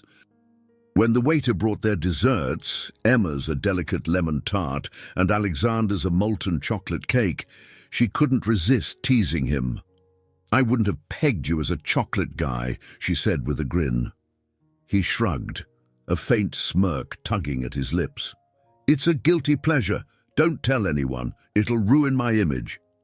They laughed, the sound carrying on the cool night air, but as the laughter faded, a comfortable silence settled between them. Alexander leaned back slightly, his expression thoughtful. "Emma," he began, his voice quieter now, "there's something I've been meaning to say." She looked up from her tart, her heart skipping a beat at the seriousness in his tone. "What is it?" He hesitated for a moment, as though weighing his words. "When we started all of this, the deal, the fight with Melissa, I didn't expect to feel what I do now." Emma's breath caught, her chest tightening as his words sank in. "You've changed me," Alexander continued, his eyes meeting hers. "You reminded me what it means to fight for something real, to stand up for what matters. And somewhere along the way, you became more than just my partner in this. You became someone I care about deeply." Her cheeks warmed, her heart pounding as she searched his gaze. "Alexander, I know this isn't what either of us planned," he said, his voice steady but vulnerable. "But I don't want to pretend anymore. I care about you, Emma. And if there's a chance you feel the same way—" Emma set down her fork, her hands trembling slightly as she reached across the table to take his. The sincerity in his eyes, the raw honesty in his words, left her no room for doubt. "I do," she said softly. "I didn't think I could trust anyone again, not after everything. But you've been there for me, even when I didn't think I deserved it. And somewhere along the way, you became more than just someone I needed. You became someone I want." Alexander's lips curved into a smile, the kind that reached his eyes. "Then I guess that makes two of us." They sat there, hands entwined, the city sprawling before them as the distance that had once separated them vanished completely. In the days that followed, their relationship blossomed quietly but undeniably. They found moments between the demands of their lives to steal away, long walks in the park, late-night conversations on the penthouse balcony, and shared laughter over takeout dinners. One afternoon, as they sat together in the Grayson Foundation offices, Alexander glanced at her, his expression soft. "You're incredible, you know that." Emma looked up from her laptop, raising an eyebrow. "What brought that on?" He shrugged, leaning closer. "Just watching you build something meaningful. You've taken your father's legacy and turned it into something extraordinary." Her smile was shy but genuine. "I couldn't have done it without you." "You could have," Alexander said firmly, "but I'm glad you let me be part of it." Emma reached for his hand, the gesture simple but filled with meaning. "You're not just part of it, Alexander. You're part of my life now." His fingers tightened around hers, his gaze warm and unwavering. "And you're part of mine."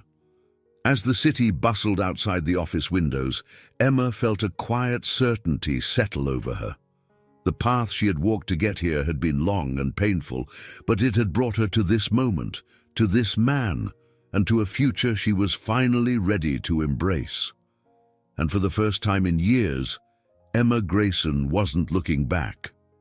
She was looking forward, toward a horizon filled with hope, purpose, and love. The morning air in Manhattan carried a hint of spring, the promise of renewal evident in the budding trees lining the streets. Emma stepped into the Grayson Foundation's office, greeted by the hum of activity. Her team was abuzz with energy, preparing for their first major gala, an event meant to celebrate the Foundation's success and solidify its standing among the city's elite philanthropists. As she walked through the office, Emma couldn't help but feel a swell of pride. This was her creation, born from the ashes of her father's name and fueled by her determination to make something good out of all that had happened. It was no longer about clearing his name or seeking justice. It was about building something lasting. In the conference room, the team had assembled for a final planning meeting. Emma took her seat at the head of the table, her confidence growing with each passing day. She scanned the faces around her, noting the mix of enthusiasm and nervous energy. "All right," she began, her tone steady. "Let's go over everything one last time. This gala is our chance to show the world what we've accomplished and what we're capable of. It's not just about raising funds. It's about making connections and sharing our vision." Her assistant, a sharp and efficient woman named Claire, began outlining the evening's schedule. The guest list included influential figures from across the city, business leaders, politicians, and even a few celebrities. Alexander had been instrumental in securing many of the attendees, his network proving invaluable. As the meeting wrapped up, Emma felt a hand on her shoulder. She turned to see Alexander, his presence a steadying force as always. "You're ready for this," he said simply, his eyes holding hers. "I think I am," Emma replied, her smile soft. "It's just a lot." He nodded, his voice low and reassuring. "It's supposed to be, but you've faced bigger challenges than this, and you've come out stronger every time." Emma let his words settle over her, their truth warming her in a way she hadn't expected. "Thank you," she said quietly. "Always," Alexander replied, his lips curving into a small smile. That evening, the gala was a dazzling affair. The venue, a historic ballroom draped in soft golds and whites, was filled with the hum of conversation and the clinking of glasses. Emma stood near the entrance, greeting guests with a calm confidence that belied the nervous flutter in her chest. Alexander stood at her side, his presence both grounding and magnetic. He exuded the kind of quiet authority that made people take notice, and Emma couldn't help but feel grateful for his unwavering support. As the evening unfolded, Emma moved through the crowd, speaking passionately about the Foundation's mission and the impact it had already made. She found herself surrounded by allies, people who believed in what she was building and wanted to help. Near the bar, she caught sight of Melissa Harrington. The former socialite's presence at the gala was unexpected, though perhaps inevitable. Melissa's once pristine reputation had been shattered by the scandal Emma had exposed, and she now moved through the room like a shadow of her former self. Emma approached cautiously, her heels clicking softly against the polished floor. Melissa turned, her expression neutral but guarded. "Melissa," Emma said, her voice even. "I didn't expect to see you here." Melissa's lips twitched into a faint smile, though it didn't reach her eyes. "I couldn't resist. It seems you've made quite the name for yourself." Emma studied her for a moment before responding. "This isn't about me. It's about the work we're doing." "Of course," Melissa said, her tone tinged with bitterness. "You've won, Emma.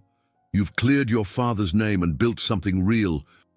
"Congratulations," Emma frowned, unsure how to interpret Melissa's words. "This was never about winning, Melissa. It was about the truth. Melissa's smile faltered, and for the first time, Emma saw a flicker of vulnerability in her eyes. Truth, she repeated softly. It's funny how easily it can destroy everything. Emma hesitated before speaking. Maybe it's not about what's been destroyed. Maybe it's about what you build afterward. Melissa's gaze lingered on her for a long moment before she nodded, a faint, almost wistful smile crossing her face. Maybe. As Melissa turned and walked away, Emma felt a strange mix of emotions. Relief, sadness, and a touch of compassion. The woman who had once been her greatest adversary now seemed more human, her sharp edges dulled by loss. The highlight of the evening was Emma's speech. Standing on the stage, she looked out at the crowd, her heart swelling with a mix of nerves and pride. When I started the Grayson Foundation, she began, her voice steady. It wasn't just about honoring my father's legacy. It was about giving people the same chance he always gave others, a chance to rebuild, to thrive, to believe in themselves again. The room was silent, every eye fixed on her. This foundation is proof that even in the face of adversity, we can create something meaningful. It's a reminder that our pasts don't define us. What we do with them does. The applause that followed was thunderous, and as Emma stepped down from the stage, she felt a hand slip into hers. Alexander stood beside her, his smile warm and proud. "You were incredible," he said, his voice low. Emma looked up at him, her heart full. "I couldn't have done it without you." "You didn't need me," he replied, "but I'm glad I was here." As the evening drew to a close, Emma found herself standing with Alexander on the terrace, the city's lights twinkling below. She leaned against the railing, her hand still in his. "What's next?" she asked softly, her gaze on the horizon. Alexander squeezed her hand gently. "Whatever you want, Emma, the future's yours." She turned to him, her smile luminous. "Ours," she corrected, and for the first time, Emma felt a true sense of peace, a life rebuilt not just from struggle, but from love, purpose, and the promise of a future she could finally embrace. The days following the gala felt like a turning point. Emma found